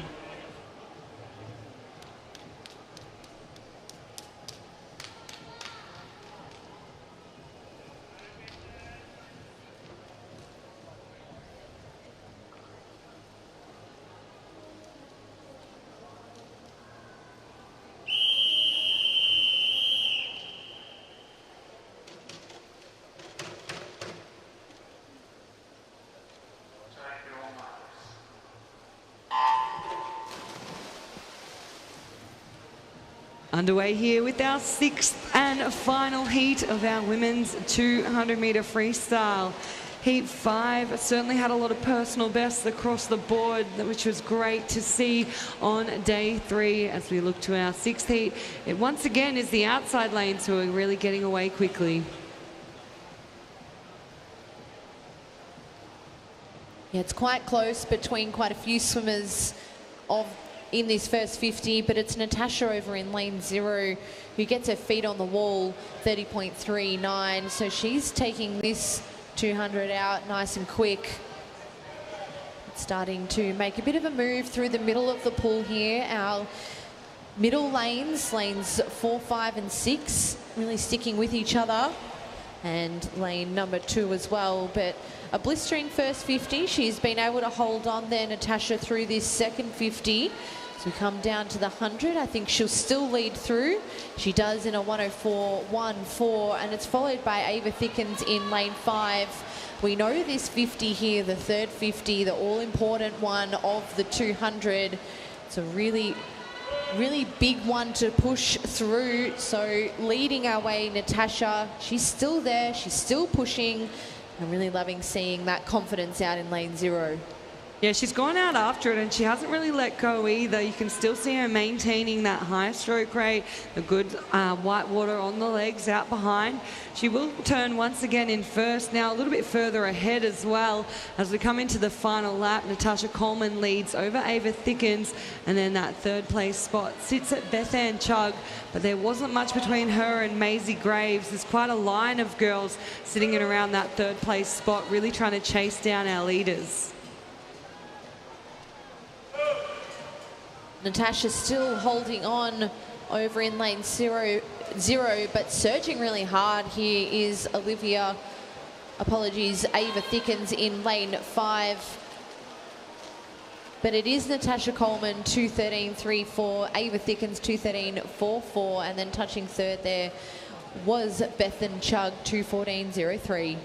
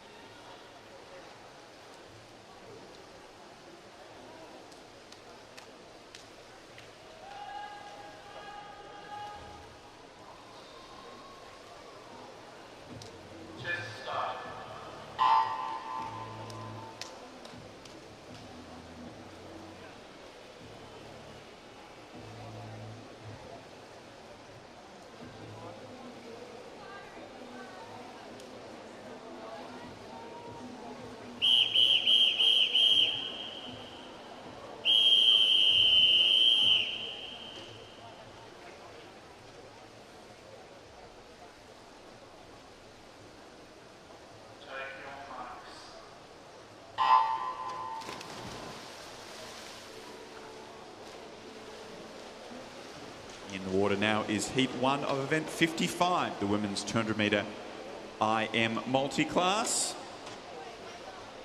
We have 2 heats. We're making our way through the first 25 metres. of our butterfly leg. So in our butterfly, we have a different classification than we do have in our medley. So our medley classifications, they're SM. So that's why all these athletes will be classified based on their freestyle, backstroke and butterfly will have one classification, their medley will have another, and breaststroke will have a separate classification. Yeah, it's quite a complicated system for those who are maybe watching at home or haven't had a lot of experience with these multi-class races. You do have those classifications. They do swim all in the one race together, and then we separate each individual swimmer and compare their time to the world record for their classification, and those point scores are all gathered up, and our top 10 point scores will be through to our finals. And then in that final, once again, the times are compared, and our top point scores will be our medalists overall. So through the first 100, Akuha, our athlete from Ivanhoe Swim, off to a nice strong start. She's given herself every chance to swim a nice personal best time with that opening 100. She's chasing to swim under 2 minutes 40 in this turn at IM, setting out at 1:13. That opening 100, giving herself a good chance there. And she's well clear of the rest of the field. She's a 23-year-old athlete in that SM15 category. Yeah, she's doing a great job, and across the weekend we've seen her swim a lot of fast races. She's been in a lot of our multi-class finals. She'll be looking to secure another spot in this one tonight as she turns for home. It is a really close race now between Grace Ryder and Meg Canetti. There's only about a stroke separating them as we come into this freestyle. So it will be a little bit of a race for home. Both of those swimmers SM19, so they are the same classification, meaning that whoever touches the wall first will have the higher point score. So first into the wall in this opening heat will be Akuha. She does set a personal best time there, so a nice strong swim to give herself the best chance to progress through to the final this evening. It will be her teammate from Ivanhoe Swim, Grace Ryder, who is next into the wall, following a really strong freestyle leg. She pulled away from Meg Conhetty, who's third into the wall. Our next athlete to conclude their freestyle will be Brianna Binns, swimming in lane 7, representing Geelong as she comes down to touch. Also taking a personal best with her. And then we have our final two athletes in the field coming in to close off this race. Lisa Bale, another one of our SM19 athletes, 17 years of age from Warrnambool. She'll touch in a 3:35.39, and she will be followed in by Phoebe Edwards from Monbulk, and her time 3:46.38.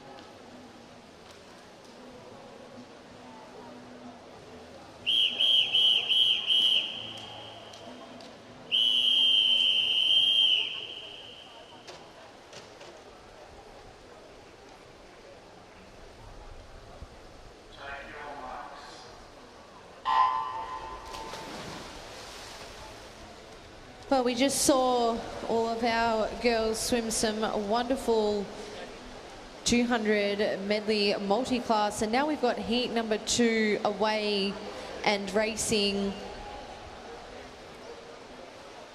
We've got a couple of visitors in the middle lanes. Lily Fox, we've seen a few times over the competition from Whanui Swim Club in New Zealand. We've got Jasmine Fulgrave as well. We've seen her a couple of times. She's from Marion. We do know that these multi-class athletes really do back up race after race, and some wonderful underwater there from Jasmine in lane number 4. She really pushed through and capitalized on the strength there to set her up nicely in this backstroke leg. Yeah, she certainly did, and we've seen a lot of these swimmers not only backing up race after race, but quite a lot of them coming away with some of our Victorian State Open medals too. We did see quite a few personal bests out of that first heat, so that's just up the standard a little bit that the girls are going to need to match in order to score points high enough to be part of this final tonight. As they turn through at the 100-metre mark, it will be Jasmine, who now only has a 4/100ths of a second lead over Sarah Howe, with Lily Fox Mason sitting in that 3rd place spot.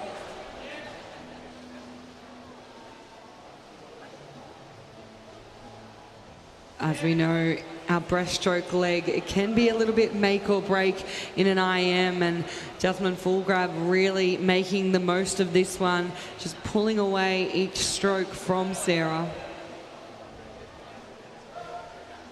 There's some really, really strong breaststroke swims here from quite a few of the athletes in the water. Jasmine's really pushed this 50 as we come down to freestyle, and look at that beautiful underwater. She got 10 meters off the wall there.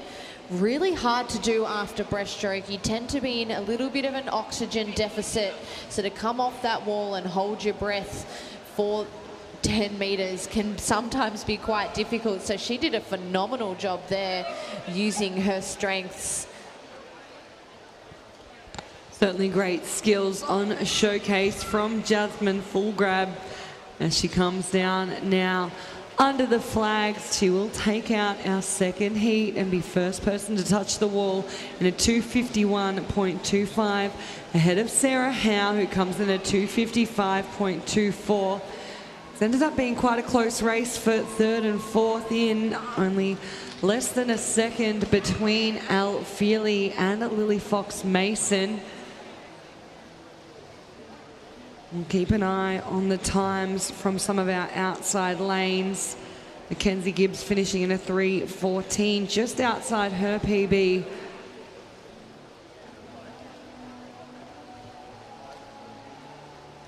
That was a nice swim there from Michaela Soko in lane 7, just dropping some time, as well as Brooke Kafer over in lane number 1. Kira Warwick in lane 8 here, putting together a wonderful 200-metre individual medley. Her entry time of a 4:03.10 is the time that she'll be looking to beat this morning in this heat.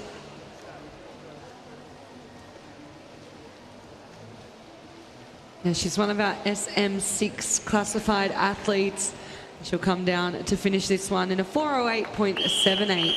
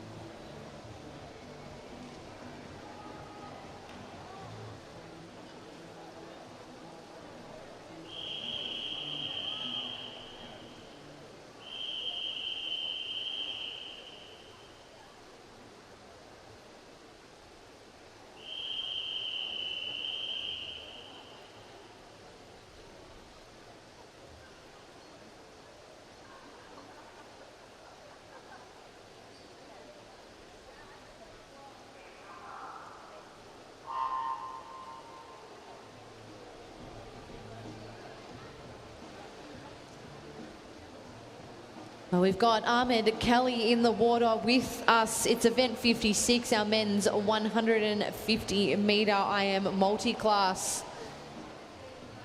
We've seen Ahmed do some really wonderful swims over the course of the competition. Yeah, this one is one of his main events and definitely the one he prefers and really tries to focus on, the 150 metre individual medley. It is backstroke, breaststroke and freestyle. Those are the legs that will be completed. Comes in with an entry time of 3:15.81.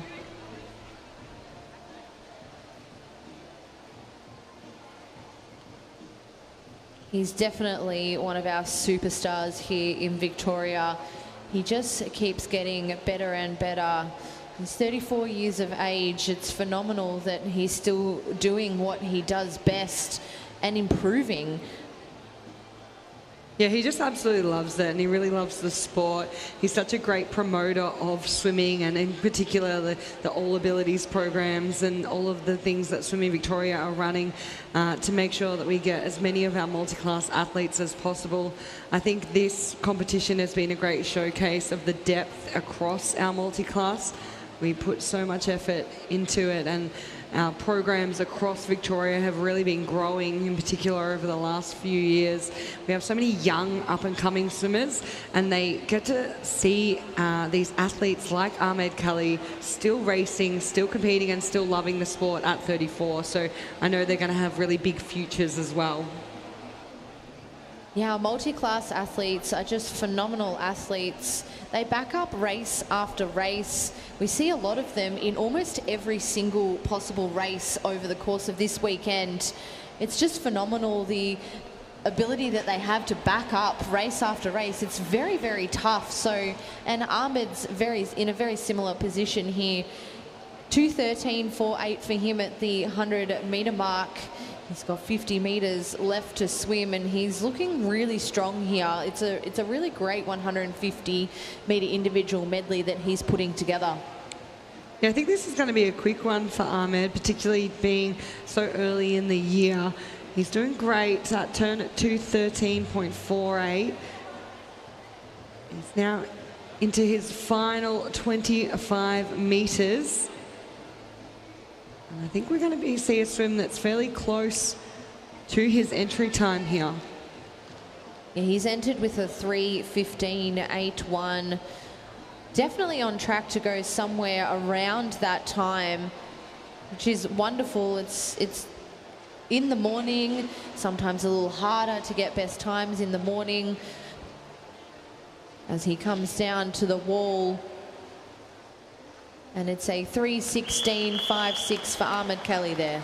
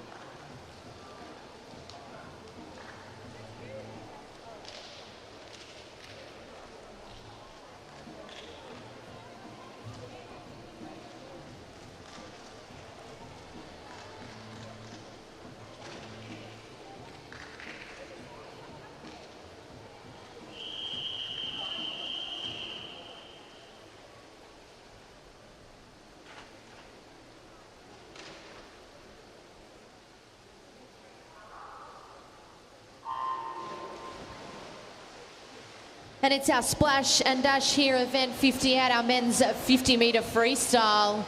And no shock here. We've got Isaac Cooper in lane 4 leading the way through. Next to him, Matt Temple in lane 5. As we come down to the wall, and it's Isaac Cooper who will lead here, 22.50, followed by Matt, 22.85. And touching third there was James Ward, 23.21.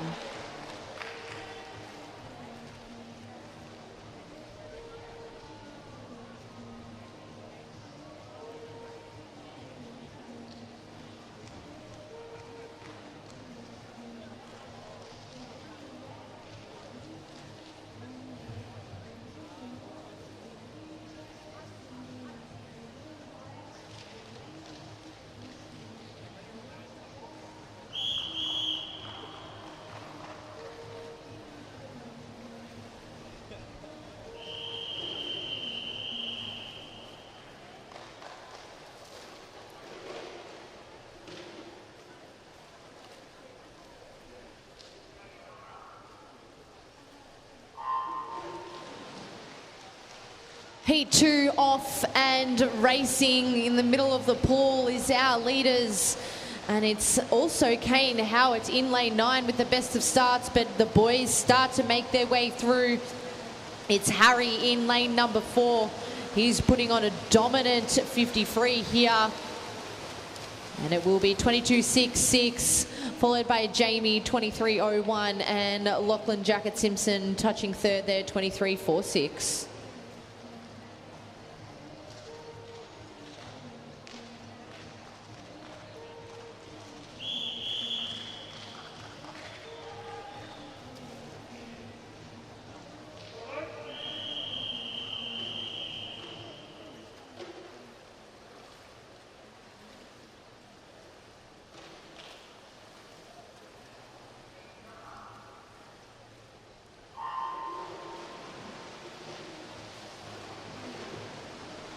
And what an underwater there by lane 5, Cameron Gray, as Heat 3 takes to the pool.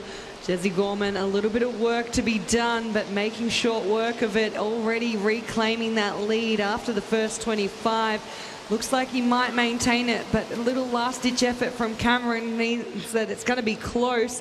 It will be Jesse 23.05 ahead of Cameron 23.14, and then third place down in lane 8, Callan Fenwick Kearns 23.40.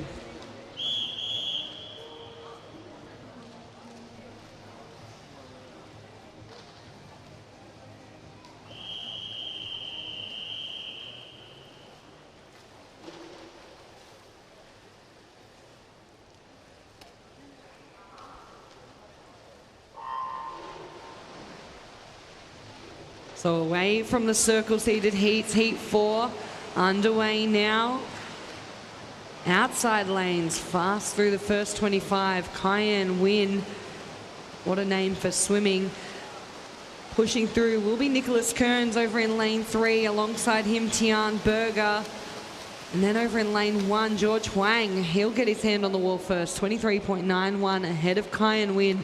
24.24 with Nicholas in third. 24.27.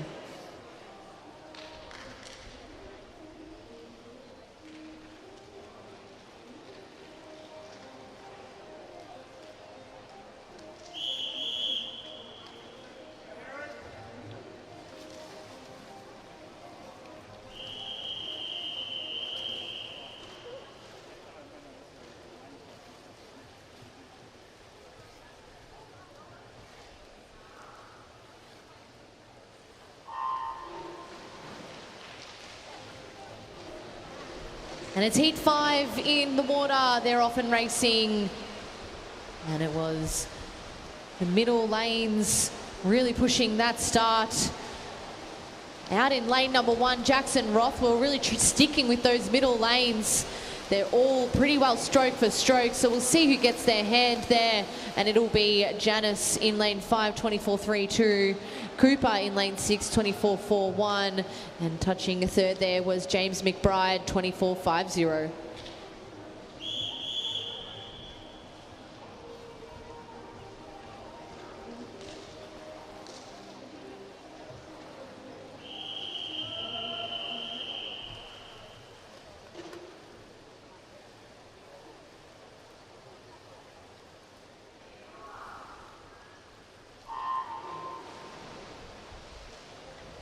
So underway in Heat 6. And a really strong start from Alexander Hillman in lane 1. He leads through at the 25-metre mark and continues to hold that lead ever so slightly at the 35-metre mark. But it is Will Pisano in the centre of the pool, has now moved into the lead with 5 metres left to swim. And on the touch, it will be Will who takes it out, ahead of Dominic, with Ryan in third.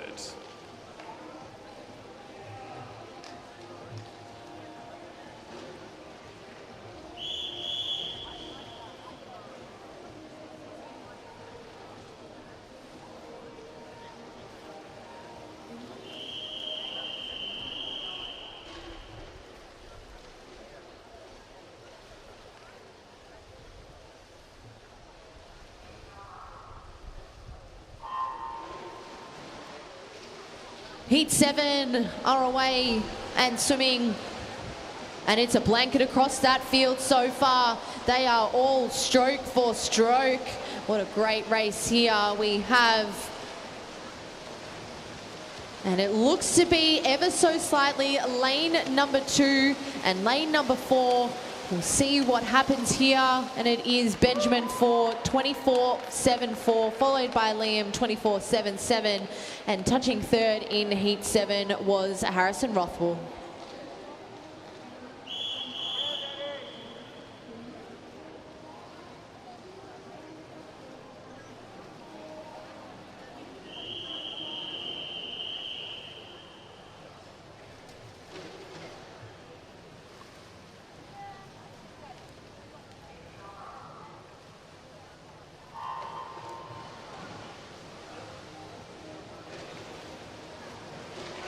Heat 8.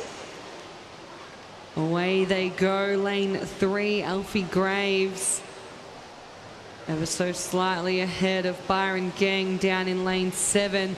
Small field in this one. Looks like Alfie continuing to lead. Samuel Pozzoli really pushing through towards the end there. But it will be Alfie, 25.22 ahead of Byron, 25.27. And then 1/100th behind was Samuel, 25.28.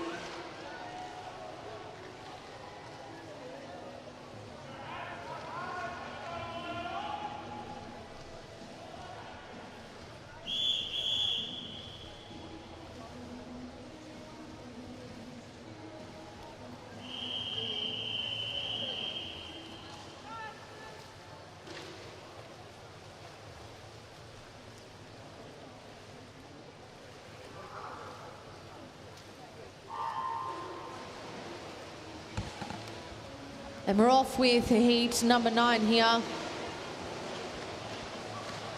And the best of starts goes to Harry Hay in lane number 7. Starting to really push through is Alexander in lane number 3. He seems to be leading with 10 metres left to swim. We come down to the touch. And it'll be Harry Hay there, 24.87, followed by Alexander, 24.89, and Liam Walker, 25.30.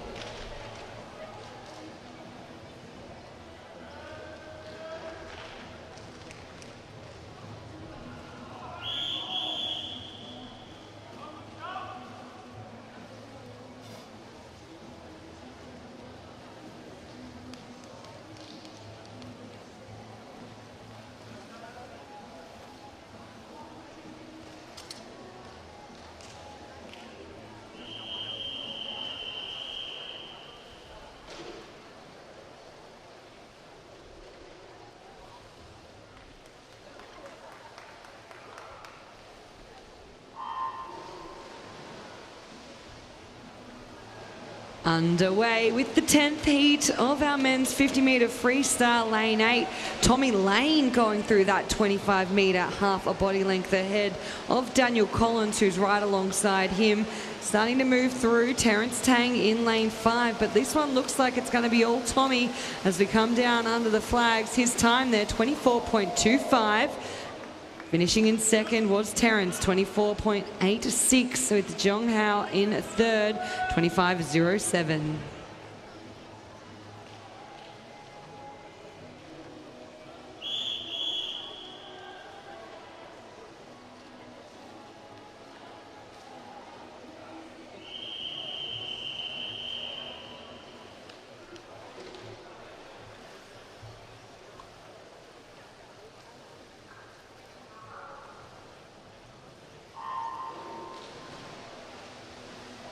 Underway in heat 11 of our 50 freestyle, and a nice strong start from Yash in lane 2. He leads through at the 25-metre mark, just ahead of a tightly bunched field as we make our way with 15 metres left to swim. Yash still holds that slight lead he established in the opening 15 metres. He's going to hold it all the way down underneath the flags and into the wall to take out the heat ahead of William, with Austin Robbins in third.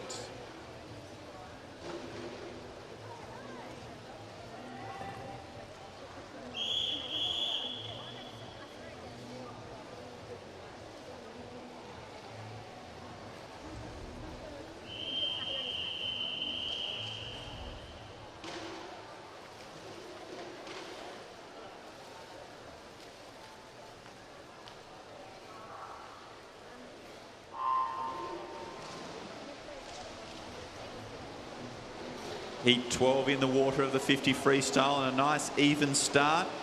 The action over the far side of the pool with Lucas, Byron and Jack leading us through at the 25-metre mark.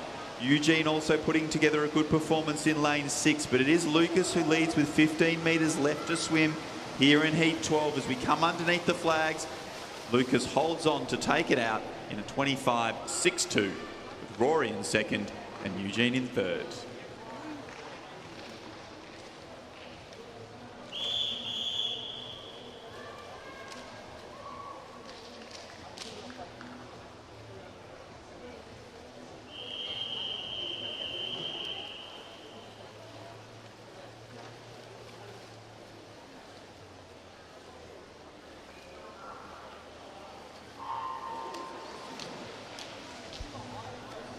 In the water with our second last heat of this 50-metre freestyle. It will be lane 6, Brandon Wilson, who got away through that first 25. Really picking up his pace in the swim component is Jack Lanyon in lane 3. Starting to have a slight advantage as he comes down under the flags. Looks like it will go to Jack, 25.44, ahead of Hugo Henderson, 25.51. And George Dorr finishes in third, 25.68.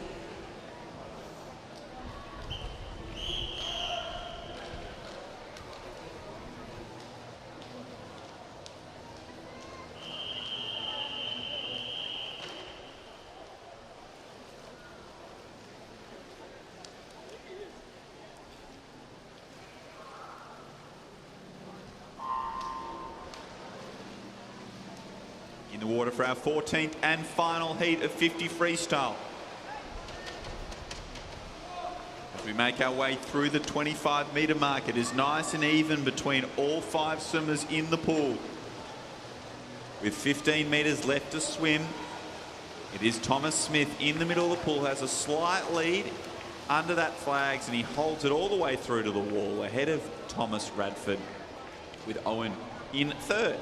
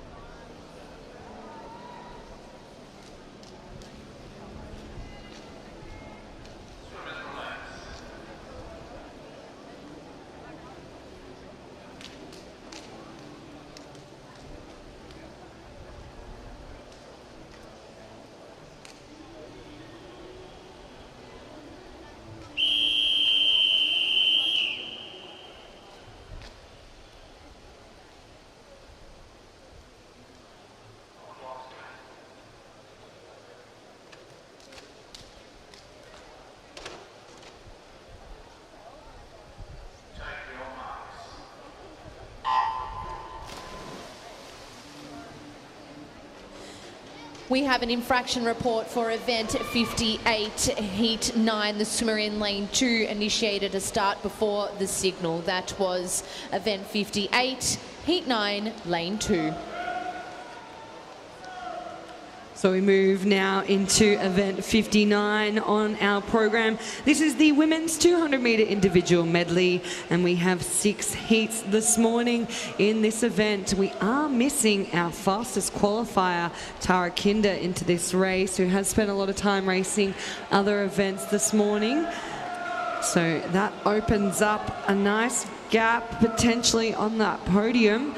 As we look into the race, it is Lexi Harrison led us through after the butterfly in lane 5, maintaining that lead down the backstroke ahead of Jessica Wilson. But Jessica Wilson is starting to make a bit of ground. As we expect, she is a strong backstroker in this second 25 off the backstroke.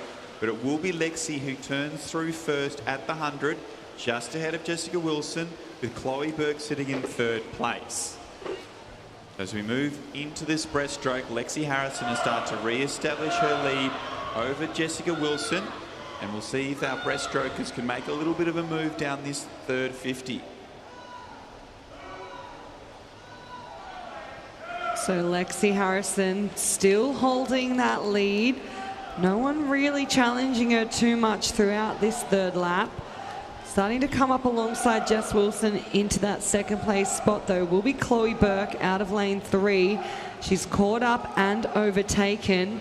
Down in lane 7, Hope Wang, she's also shifted through to move herself into third place. So some strong breaststroke swims there from Chloe and Hope, but out in front it is all Lexi Harrison. Now, visitor from Swimming Metro Northeast has been in control of our opening heat of our women's 200 metre individual medley as she comes underneath the flags and down to touch to take out our opening heat in a 2:20.74. Chloe Burke storms home in this second 100 to grab second, with Hope Wang in third.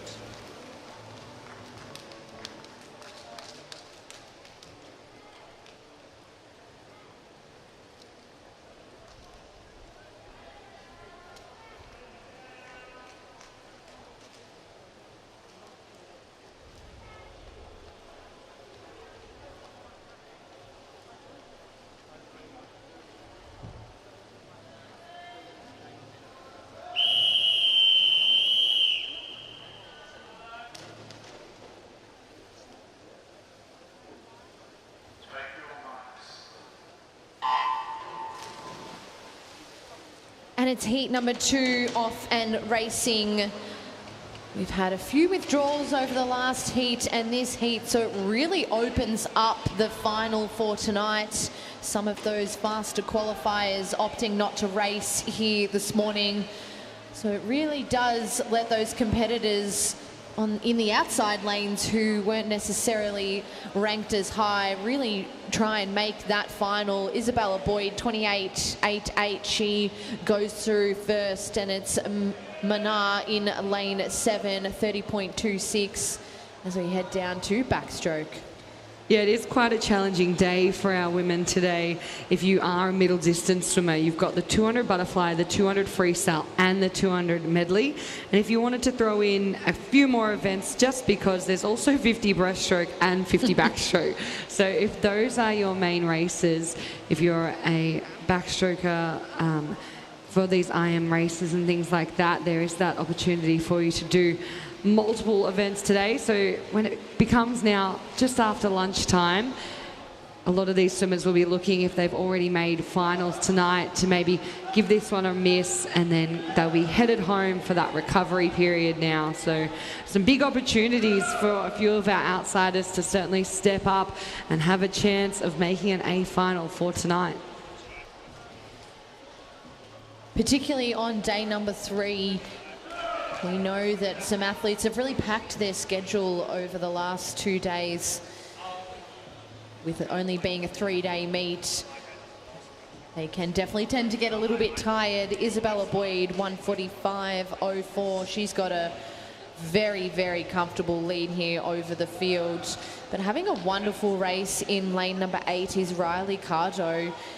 This is one of the athletes that will be pushing to make the final tonight. If she can get her hand on the wall second or third within this heat, she puts herself in a really good position to make a final tonight. As Isabella comes down to the flags, 2:16.90. And it's a battle between 3 athletes here for the second and third placing of this heat. But it'll go to Riley Cardo there, 2:27.82, and Emerson Hoggan, 2:27.85.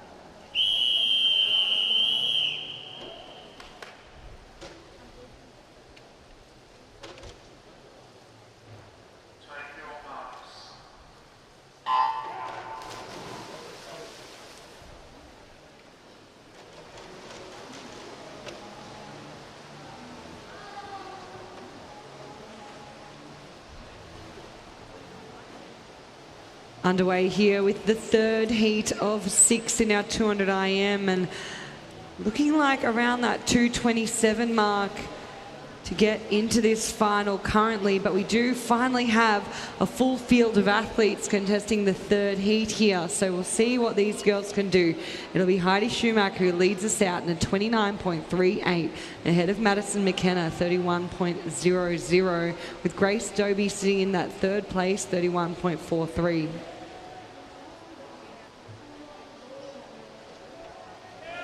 And it's Heidi Schumacher there from Sopak Swim Club, 16 years of age. Travelled down from Sydney. She's leading the way through. Really nice backstroke, stroke there. 104.44. She's followed through by Madison McKenna, 107.90.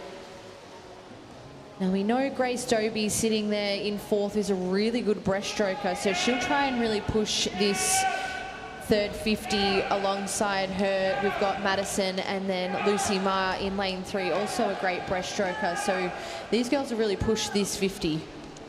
Yeah, I was just having a bit of a look across this field, and it's almost like they put all the main stroke breaststrokers in the one heat. We've got Kayla Enters over in 2. She's another phenomenal breaststroker. We'll be trying to push up a little bit more back into this race here. And we do know that Lucy Ma has a fantastic breaststroke leg on her as well. She shifted away from third into that second place spot as we come into the freestyle.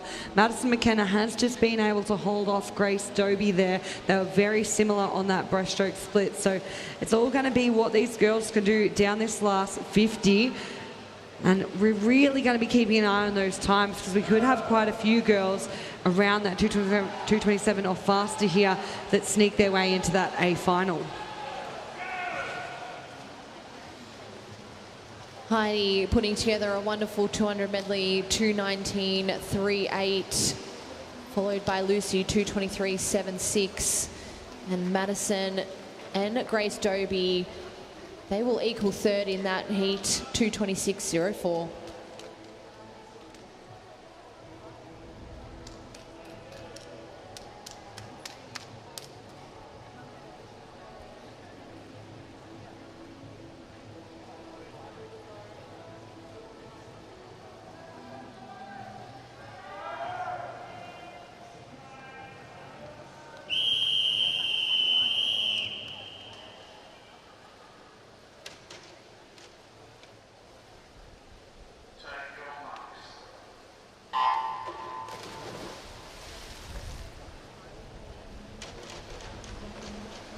Underway with heat 4. A nice strong start from Zoe Schneider, and she leads through that opening 25. Also swimming nicely is Grace Cox and Sierra Kaufman. So that'll be our 1, 2, 3 at the end of the butterfly here in heat 4 of our women's 200 metre individual medley. So on the wall it will be Zoe who touches just ahead of Sierra, with Grace in third. Yeah, they were really close on that touch into the wall, but Zoe Schneider really worked those dolphin kicks off the wall. She had a nice gap through the first 15 based purely off the work she did below the surface. Sierra Kaufman, though, much higher on the stroke rate in this backstroke. You can see this is a nice strategy. She's laying off the legs so that she can utilize them coming into the breaststroke, putting a lot more pressure on the upper body, and she's got a little nice safe space between herself and Zoe Schneider as we come into the third 50. Sierra Kaufman leads us through in a 107.49, Zoe Schneider 109.39, and Grace Cox maintains in third, 111.33. So Sierra had that body length lead at the start of the breaststroke.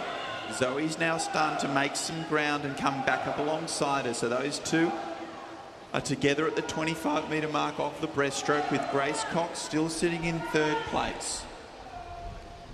Yeah, we're seeing a fantastic showcase of racing between lanes 2 and 3 here. They've almost played cat and mouse throughout this entire 200 metre individual medley.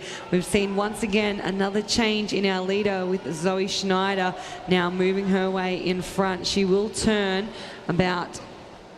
It was actually a little bit longer onto the wall for Sierra Kaufman there, so I thought it was going to be about half a second. It extended out closer to a second, and the race for home begins now. It does look like Sierra has started to make some inroads in the opening 25 of freestyle. It was 3/4 of the body length. It's down to half a body length at the 25, and with 15 metres left to go, she's right up alongside her. So Zoe's responding in the final 10 metres, really trying to bring those legs in as they head underneath the flag. Zoe's trying to hold on and does so by 2/100ths of a second ahead of Sierra, with Grace Cox in third.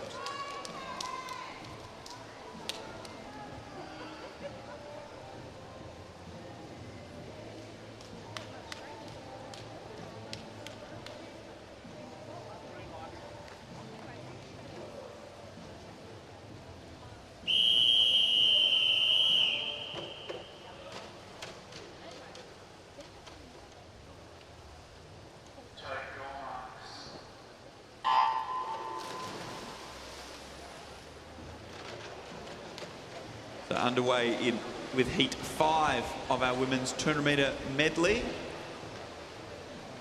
And a nice even start across the pool, with Tori Clare in lane 8 leading at that 25-metre mark, just ahead of Sarah and GU.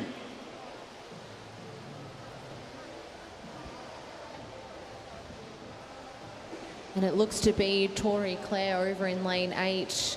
She'll touch the wall first, 30.84. She's followed by GUCO in lane 3.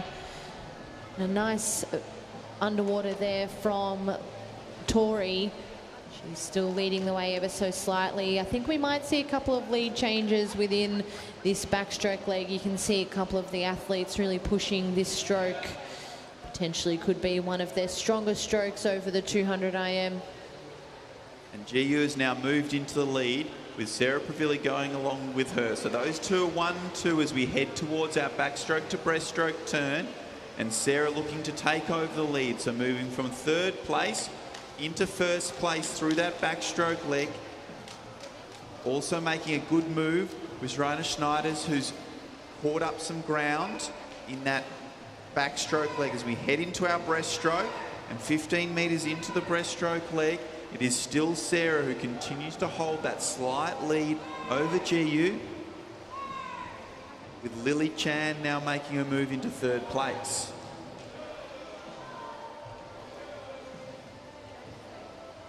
Yeah, really strong breaststroke leg here from Raina Schneiders. She's really taken the lead. Sorry, Sarah Pravilli in lane 4. She's taken the lead here, 154.81. A really strong middle 100 from Sarah. And she's got a body length lead into this freestyle leg. Lily Chan is fighting nice and hard to try and reduce that margin in this final 50. They're 1-2 with 15 metres left to swim, just ahead of GU Su. It is Sarah who's taken over the lead at that 100-metre turn, and she's held it all the way through to the wall to take out this heat ahead of Lily, with GU in third.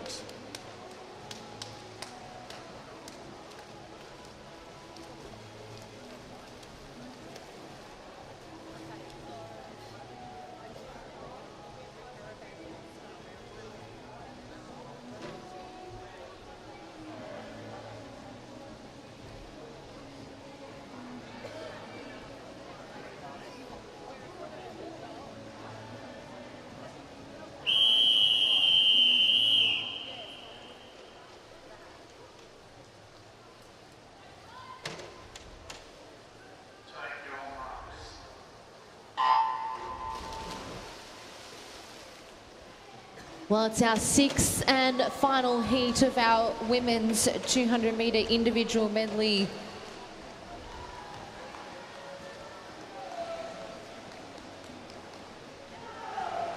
And over in lane number 8, Alana Banks taking this out nice and fast. She'll lead the way through after the butterfly leg. We know she's a strong backstroker, 30.86. More renowned for her backstroke swimming, so look to see her really push this 50 here. It's over in lane number 6, Zoe Jennings, also really pushing through the backstroke component of this 200-metre individual medley.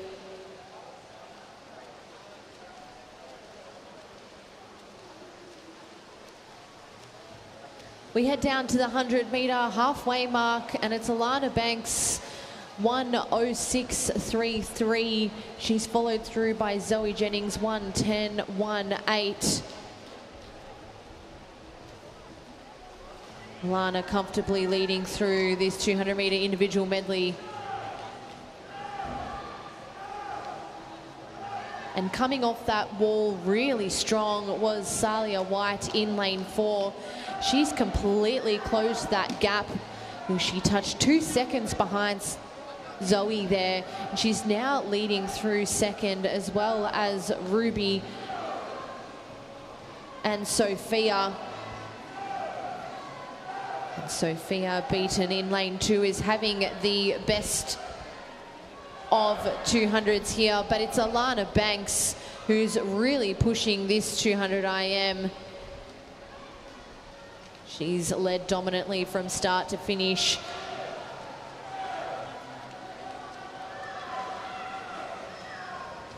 And she's going to put quite a fast time on the board.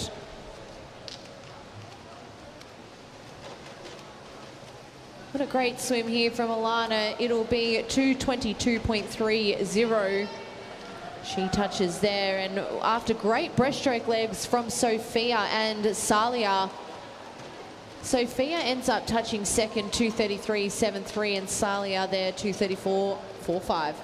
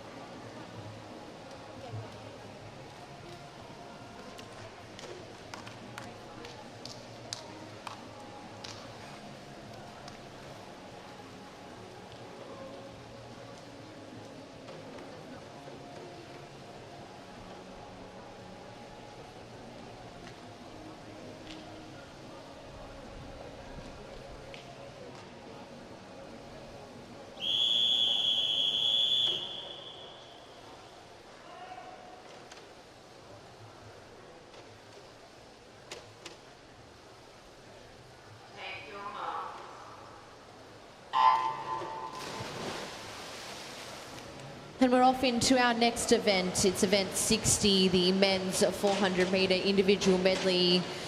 Now these are timed finals, so the fastest heat, our top 10 qualifiers, will compete tonight in their finals. So we've got 2 heats here this morning.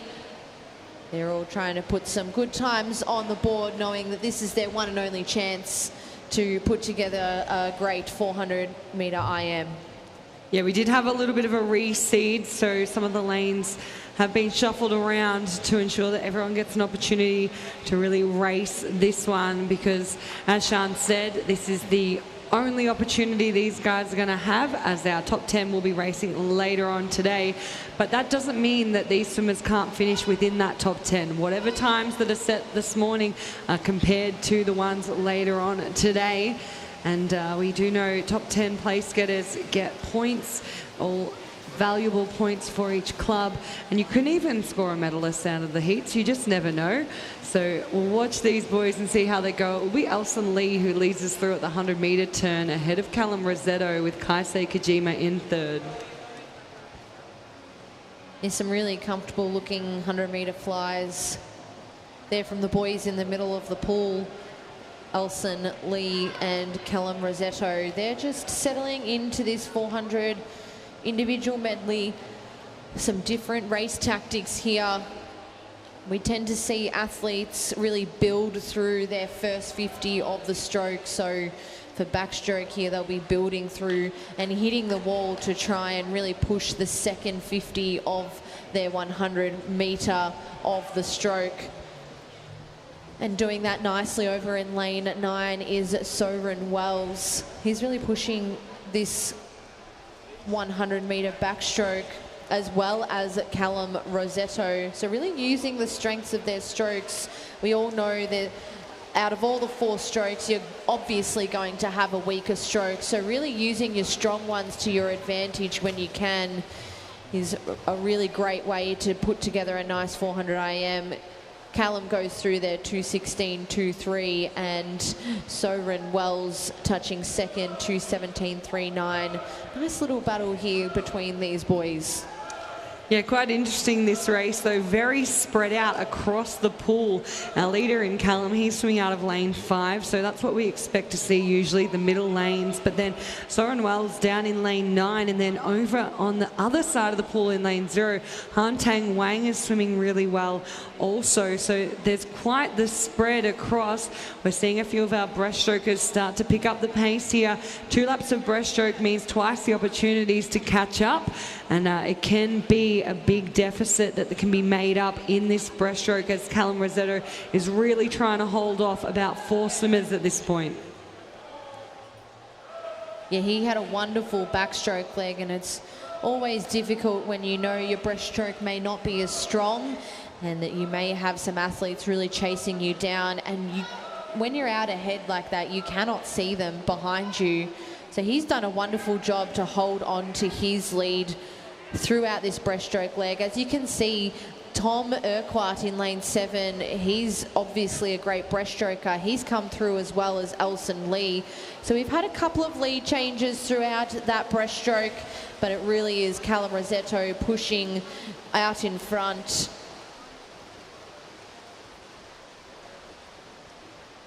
Really great job from Callum.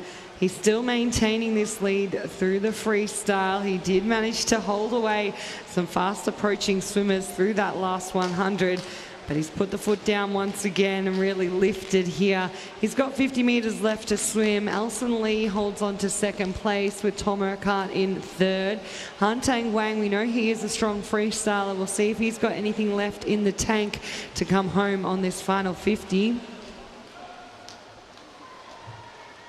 Yeah, they're definitely really trying to race each other here. You can see Tom Urquhart breathing to the side of Kaisei and Elson, and Kaisei is just putting the afterburners on to try and get his hand on the wall second, but it's Callum Rosetto there, 4:44.10. It is Kaisei, 4:46.59 second, and Elson Lee, 4:46.86.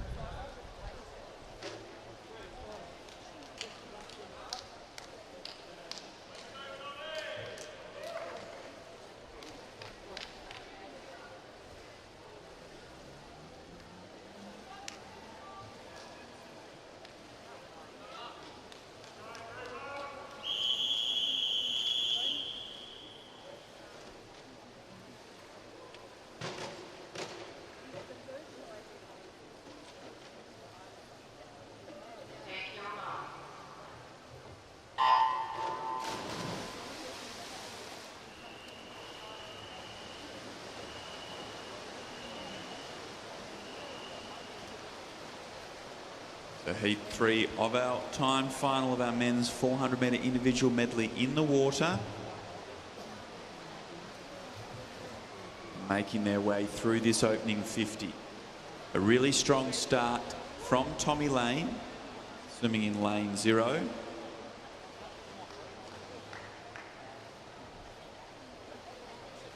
With Oscar Campbell sitting in second place in lane 5 through that opening 50. Yeah, Tommy Lane's been swimming quite well across the weekend. He had a nice 50 freestyle earlier on today.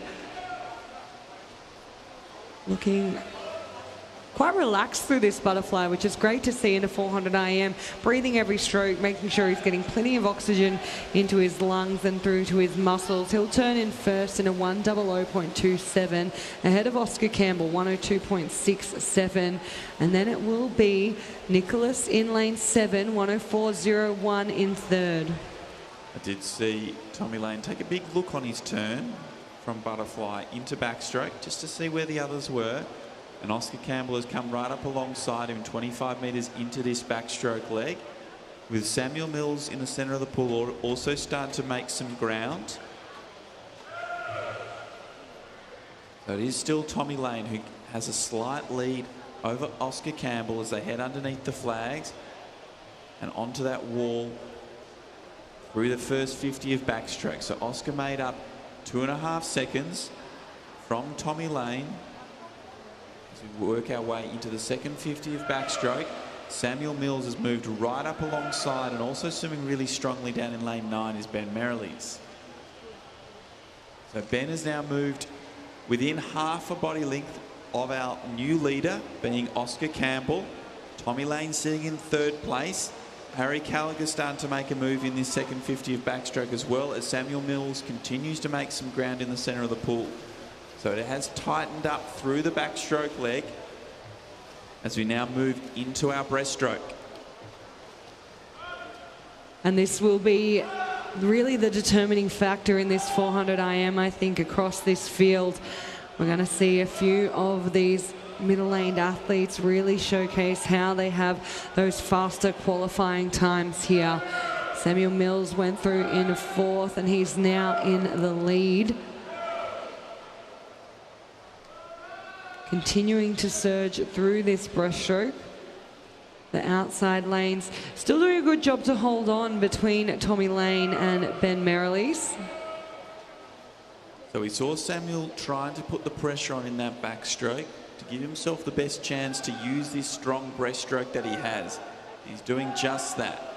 So moved from fourth place at that 200-metre turn to comfortably in front as we head to the final 25 metres of breaststroke. He's getting great distance out of every stroke. He's pulled out to a 5-metre lead with Tommy Lane holding on to second place.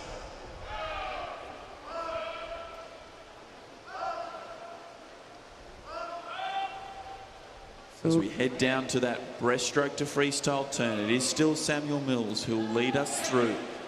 The battle behind is nice and tight, but Tommy Lane continues to have a slight edge in that battle for the minor places here in our third and final timed final heat of this 400-metre individual medley. Now you would think that Tommy Lane will have a pretty good quality last 100 here, coming from that distance freestyle background. He's going to be trying to make a little bit of a move, catch up to Samuel Mills. He did have a 6-second gap behind him when he took off for the freestyle. That gap's now been reduced to 2 seconds, and Tommy Lane has him in his sights. Also swimming well is Nicholas Grebenchikov down in lane 7. He's really put on that 6-beat kick, and it's 3 swimmers really taking off for home with 15 metres left to swim. But Tommy Lane has used his freestyle strengths. So there's a strong butterfly, held on during the middle part of the race, and then flew home in the freestyle. Last 50, under 28 seconds to take out that heat win. Nicholas in second and Samuel Mills in third.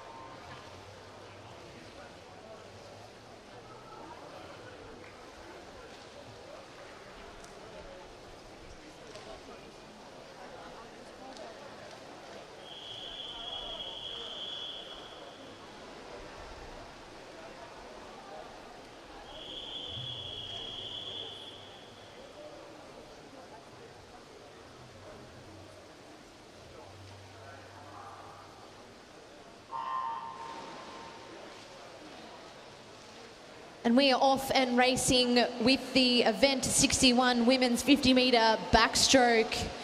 It's lane 5. Alexandra Skinner with the best of starts across the field, as well as lane number 2, Lily Kosh. She's leading the way through over this 50 backstroke, with Semra also coming through, so it'll be tight down to the touch. And it'll be Semra 29.16, followed by Lily 29.20, and Alexandra Skinner 29.59.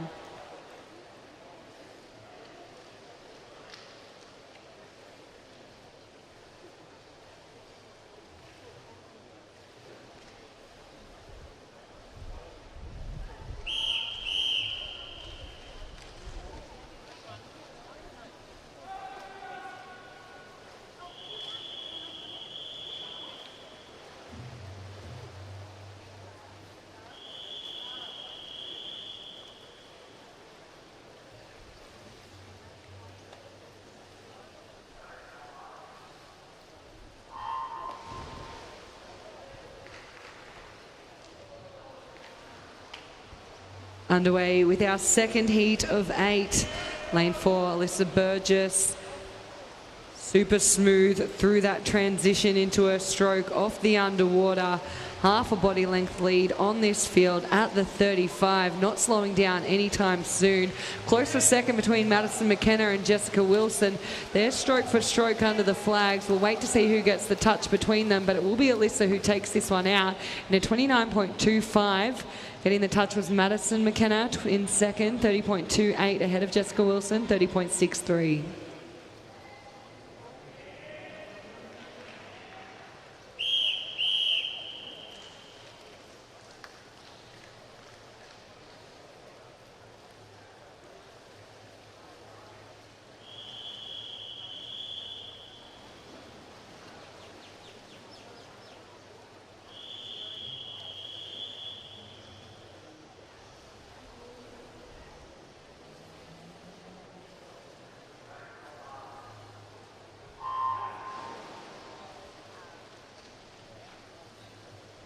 Heat 3 now up and stroking, and it was lane 4, Mackenzie Burns, with a beautiful start. She's leading the way comfortably through. Alongside her, Zara Olawani and Alyssa Lawson battling it out to get their hands on the wall second, but Mackenzie Burns 28.56, followed by Alyssa 29.56, and then Zara 29.58.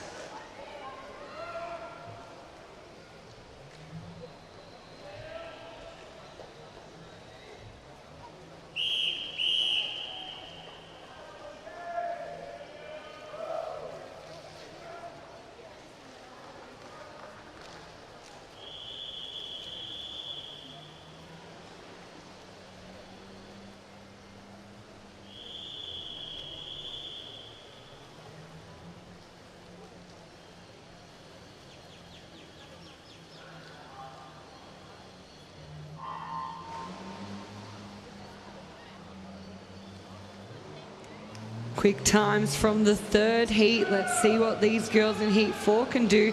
Indy Sporstick down in lane 9, really working the front half of this 50. Going with her, Olivia Bailey in lane 5 and trying to push through in lane 7, Sienna Santolin. We're just starting to see our fastest qualifier, Claire Matheson, rejoin our 2 leaders, but I don't think there's enough left in the pool. We come in to lean into the touch. Claire does have quite that distance there. It will be a 31.70. She gets the finish ahead of Olivia Bailey, 31.75, with Indy in third.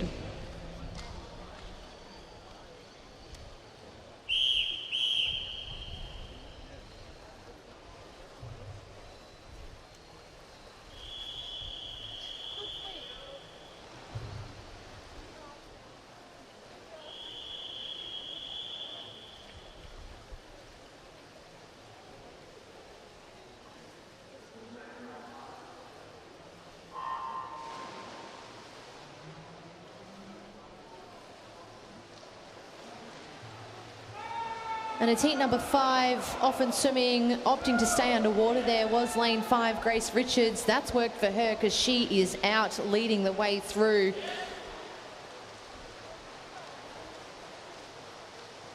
But starting to ever so slightly take a lead, lane 1, Sophie Ryan. But these girls are just going stroke for stroke. We'll see who gets their hand first. Courtney Mudge, 31.87, followed by Amelie, 32.03. And third there was Grace Richards, 32.22.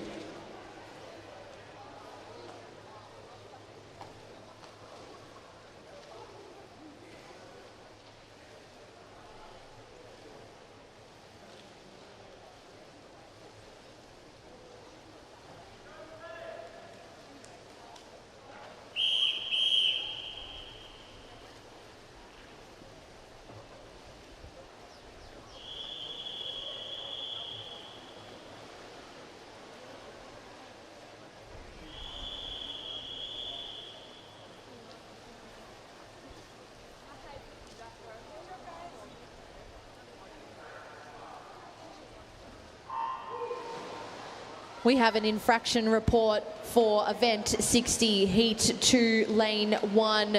Not on back immediately prior to completion of the backstroke section. That was event 60. Heat number 2, the swimmer in lane 1. And heat 6, they're off and racing. And it looks to be lane 4, potentially slightly ahead. And it will be Eloise, 32.18, followed by Zihan, 32.63. And then touching third there, Isla, 32.79.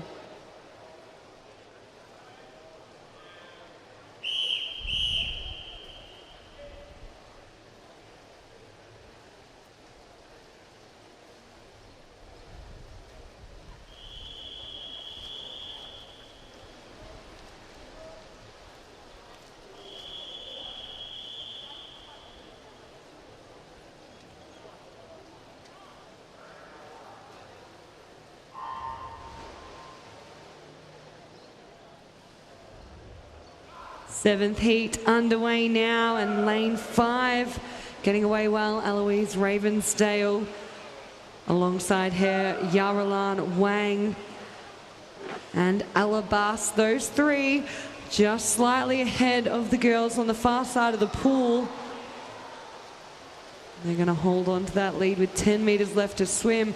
Looks like Ella finishing well here. It's all about getting your hand on quickly on that last stroke, and it will be Alabas, 32.15, ahead of Yaralan, 32.43, and Eloise in a 32.46.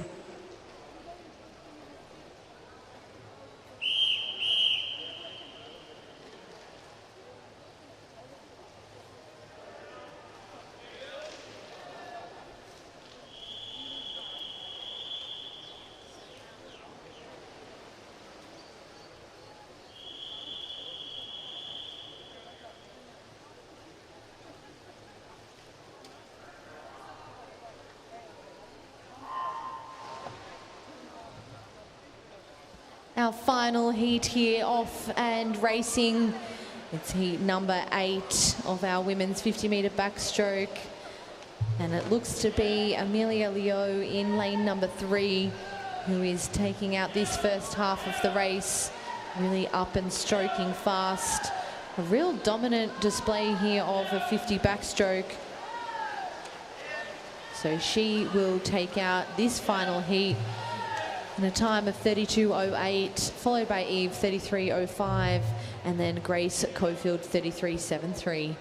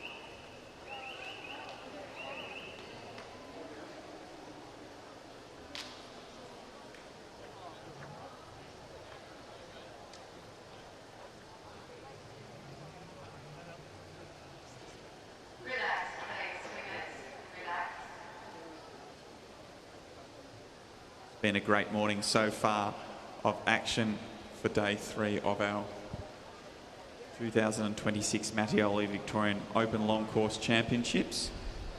As we're heading towards the last couple of events of the program, with our 100-metre backstroke for our males coming up next.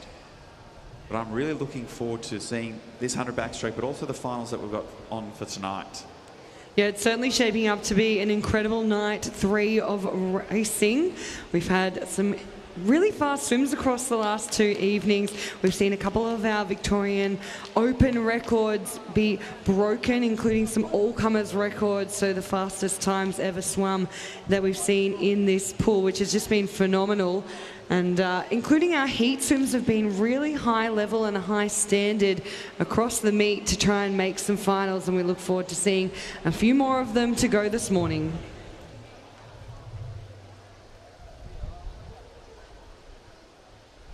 Some of those highlights from this morning has been Lily Kosh in that 50 breaststroke, going very close to going sub 31 seconds. We're also looking forward to a strong turn of breaststroke for the men, with Josh Yong and Will Petrick setting some positive times in this morning's heat session. I'm also really looking forward to the final, that 400 IM for the men. Will be joined by Lewis, Deosato. It's going to be a C-Bomb Lee, so it's going to be a great 400-metre final in that individual medley. Yeah, absolutely jam-packed, full of a lot of Olympians and future rising stars. So we are going to see some close racing. Those are some of the longer races. I'm really keen for the men's 50-metre freestyle. We do love a bit of a splash and dash, and hopefully we can see a little bit of splash and dash in our next event, which is about to take to the water now. This will be event 62, the men's 100-metre backstroke, which we have 5 heats of for you now.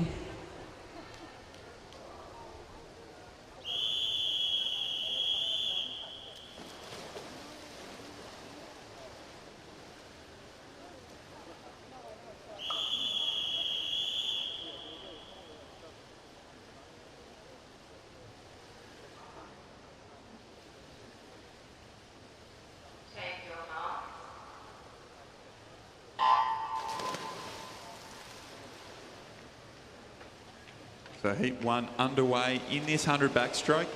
And a nice strong start in the centre of the pool by both Rishak and Jack. And they lead at that 15-metre mark and are both stroking nice and fast. Once again, a few swimmers opting out of the 100-metre backstroke this afternoon, just opening more doors for some of our young talent to drop some time, sneak into a final, have a chance to race some of these faster open athletes. It was Jack Morrow threw in a 27.21, just only 1/100th ahead of Rishab. But what an underwater he did off that 50-metre turn. Really worked through as far as he could, holding his breath, and pulled away early on. Jack now starting to move back up into this race, but it will be Rishab who touches in a 55.79 ahead of Jack, 56.83, with Sebastian Christy Crane in for third, 59.05.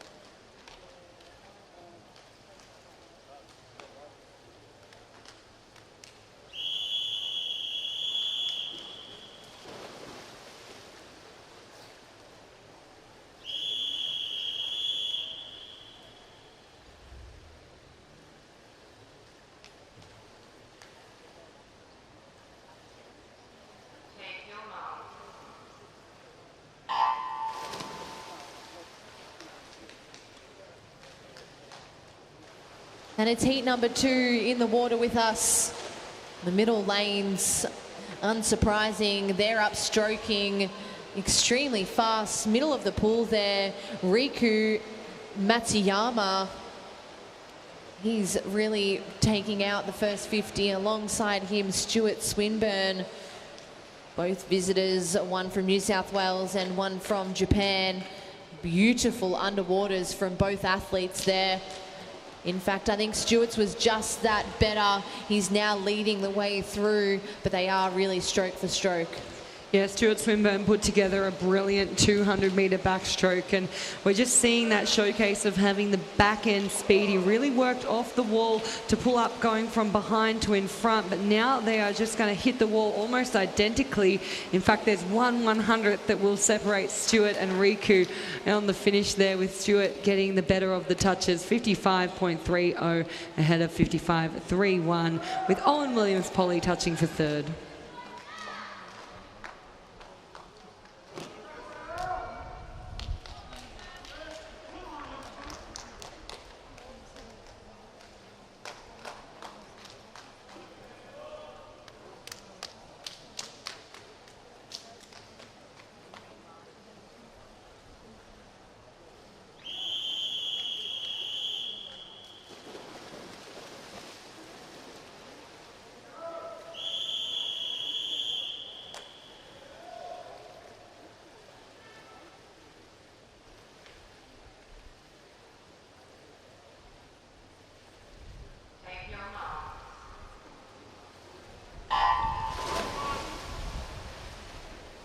Well, it's our third heat, hitting the water. Unsurprising, Isaac Cooper up there. You know he loves his 50 metres, so look to see him go out nice and fast, with Will Sharp next to him in lane number 5, trying to go with him with Isaac's speed. So it'll be Isaac 26.76, followed by Will 27.55. We'll see if Isaac can hold on here. So Isaac popped up right at the 15-metre mark again off that turn, maximising his underwaters. And he's now started to pull away from Will Sharp in this second 50. Will was right up alongside his hips in that first 50, but Isaac has continued to apply the pressure in this second 50 as he comes underneath the flags to take the heat out in a 55.13. Will Sharp in second, with Lucas Bell in third.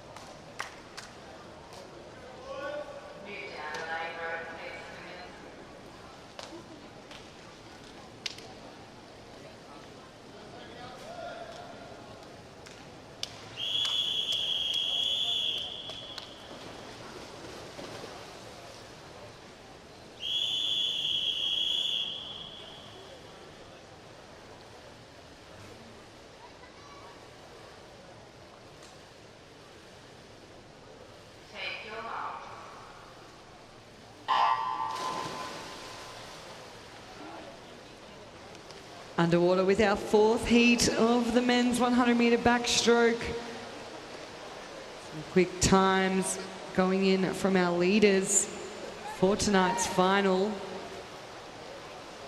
Really strong start here from Lemwell. Used those underwaters to his advantage and leads through this first 50. He established that lead off those underwater dolphin kicks, and he's held it through the first 50 under that 30-second mark.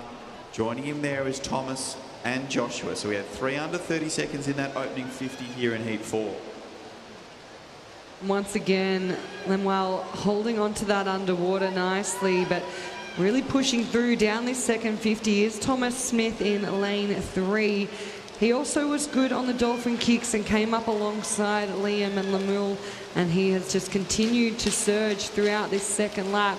Looks like he'll hold on for the finish there in a 101.05. Liam Donnellan touches in second, 101.65, with Xavier Tay in third, 101.83.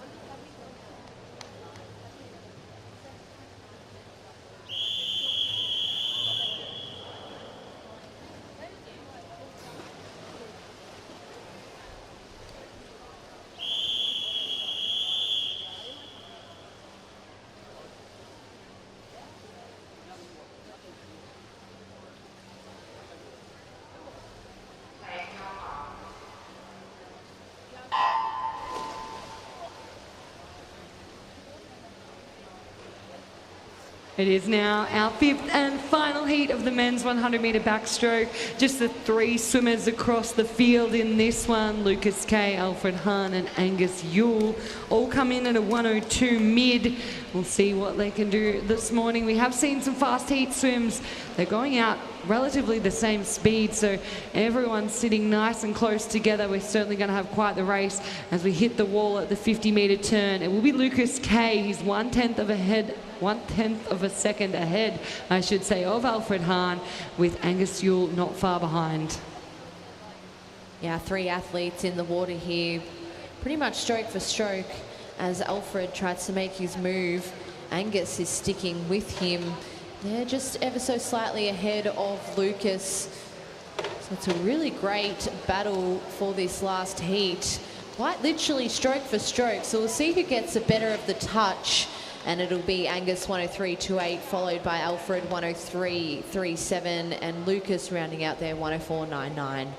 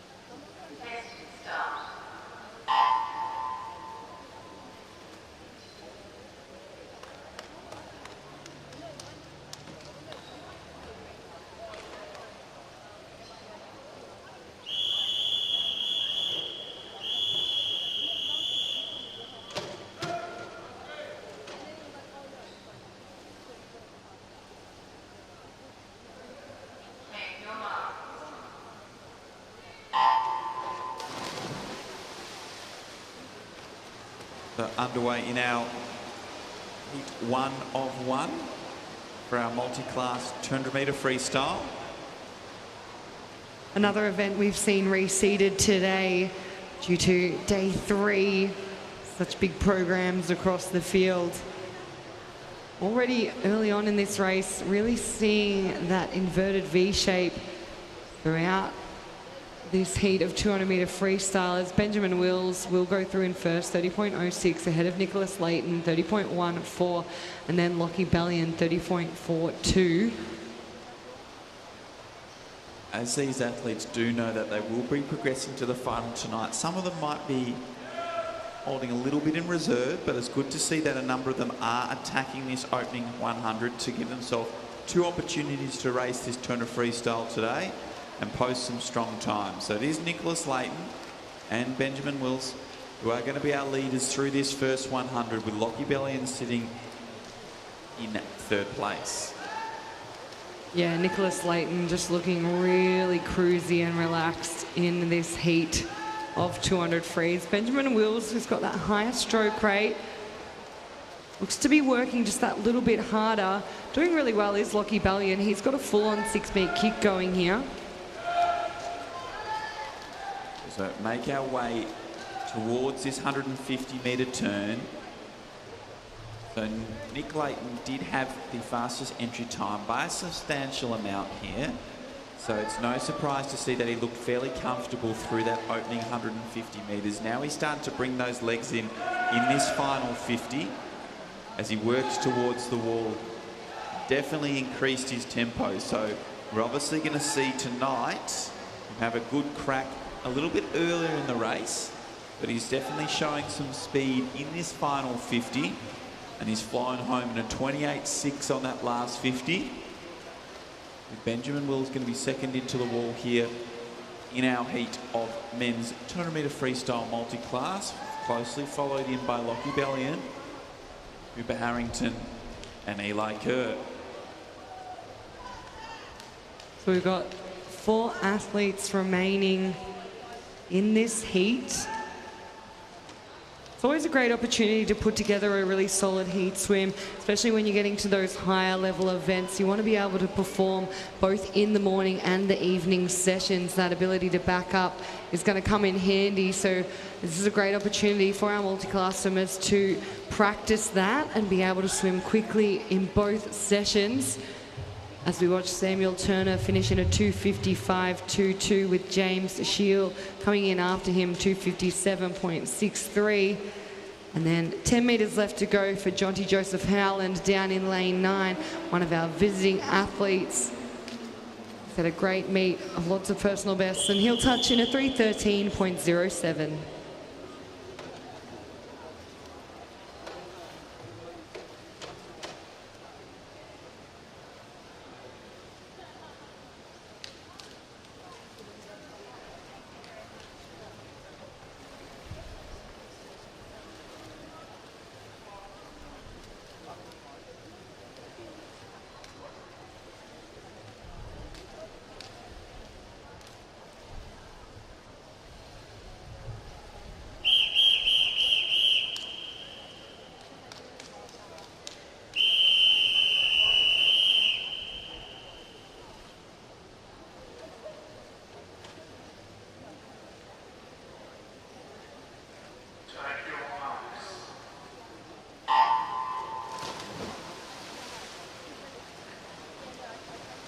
Into the water, we have our last event of our heat session for our third day of competition at the 2026 Mattioli Victorian Open Long Course Championships.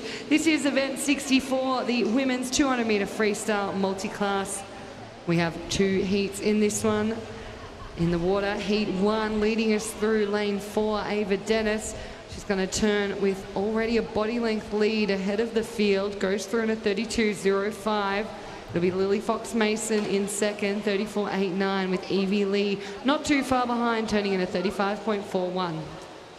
We saw a lot of these athletes in the 200 metre individual medley earlier in the day, so it's really great to see them backing up over the course of 200s here today. Very tough. We had Lily Fox Mason from Whanui in New Zealand. She was in the 200 medley, but it's Ava Dennis there, 108.15. It's a nice time and split for her, along with Lily Fox, 112.96. So Ava's entry time of 2:18.94 is quite a bit faster than the girls sitting behind her. So she's just got to race her race out in front. We know that it's not necessarily the time that they post on the board, it's the time compared to their world record in their respective classes. So it really is your own race within this race here. It certainly is, and the girls have a little bit more of a challenge than we saw from the boys before. They really just had to complete the race. There's only 10 of them competing, so they know that they have that secure spot in the final. We have over 10 swimmers in our women's 200 metre freestyle for multi-class, so these guys, they need that point score to be high enough to score them a spot in that top 10 to be able to come back and race for one of the medals this evening. If you're too light on, or if you don't put the pressure on as much as you possibly could, then you have that chance that you might miss tonight's final. Ava touching the wall there, 2:20.80, just a couple of seconds over her entry time, so she'll be happy with that morning swim. And we get down to the wall, Lily Fox Mason, 2:30.04, and Evie Lee, 2:30.64. There's some great times there from those girls. They're really trying to make sure that they make that spot tonight for their final. As lane number 2, Tyra Jensen, is hitting the wall. She touches 2:51.72. Over in lane number 7, Brooke Kafer, 2:58.58. There's some wonderful swimming here from our athletes in heat number 1. Phoebe Edwards finishing off her race, 3:13.60, a nice little drop there from her entry time. as Laura Stobie has got 15 metres left to swim for her 200 freestyle. Again, another wonderful race here from our athletes. And she comes down to the wall and will finish in a time of 3:41.78.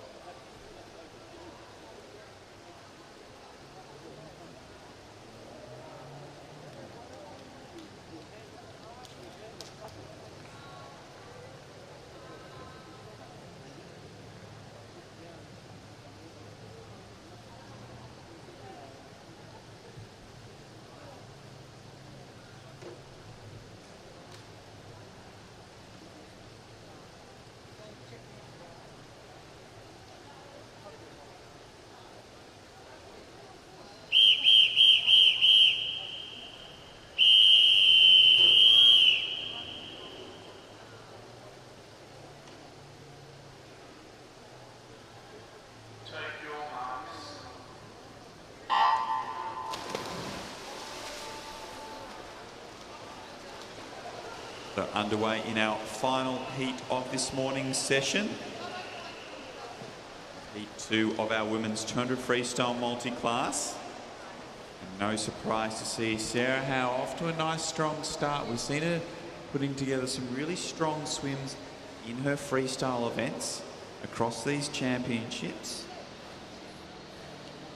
Yeah, she's already come away with a few golds from the freestyle events. We're looking to see if she can add another one to the luggage on the way back up to the Gold Coast. She's got that stroke rate going nice and high in this opening 100. She makes her way towards this 100-metre turn, with Jessica sitting in second place from Western Melbourne Propulsion. Jessica's a 13-year-old athlete, so one of our youngest athletes in the field. So it will be Sarah who leads through at the 100, ahead of Jessica, with Grace Ryder sitting in third place and Anna Leeson in fourth.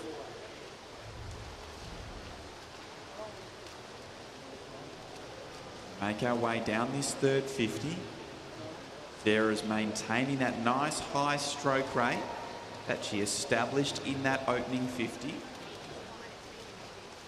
Sarah has such a great ability to maintain that really nice body position, keeps her head very, very still, and just keeps the rotation going through the shoulders. I don't often see the stroke rate drop from her. She does such a great job of being super consistent on it, which is one of the benefits of the way she races, and she has that ability to hold on. Jessica McDermott is doing a great job here as well. She's got great length to her freestyle stroke, and she's now looks like she's trying to make up a little bit of ground down this last lap, but I think Sarah Howe just is going to continue to push forward as she comes down now under the flags. She'll take out the second heat of the 200-metre freestyle for multi-class athletes in a 226.22. Jessica McDermott behind her, 230.03. The race for third sits with Grace Ryder, as she comes now with 10 metres left, ahead of Anna Layton and Lisa Bale. So Grace finishing in a 245.56. Amy Bale, who's making her way now with 10 metres left to swim. One of our youngest competitors across the weekend at just 11 years of age.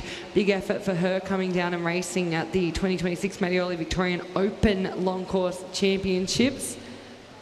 Bright future ahead for our young stars. She'll come down under the flags now. We'll keep an eye on the time here as she comes into touch. It'll be a 3:18.01. And then we have the two athletes remaining in this field between Emily Shield and Kira Warwick. Emily, 19 years of age from Nunawading, one of our S14 swimmers, and Kira, she's also 19 years of age but competing in the S6 classification. As they come down under the flags, not much between them. Looks like it will be Emily who gets the touch, 3:45.74 ahead of Kira, 3:46.39.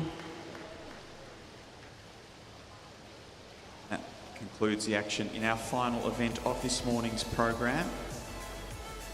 So we look forward to you guys joining us for our final session of our 2026 Mattioli Victorian Open Long Course Championships this evening at 6 p.m.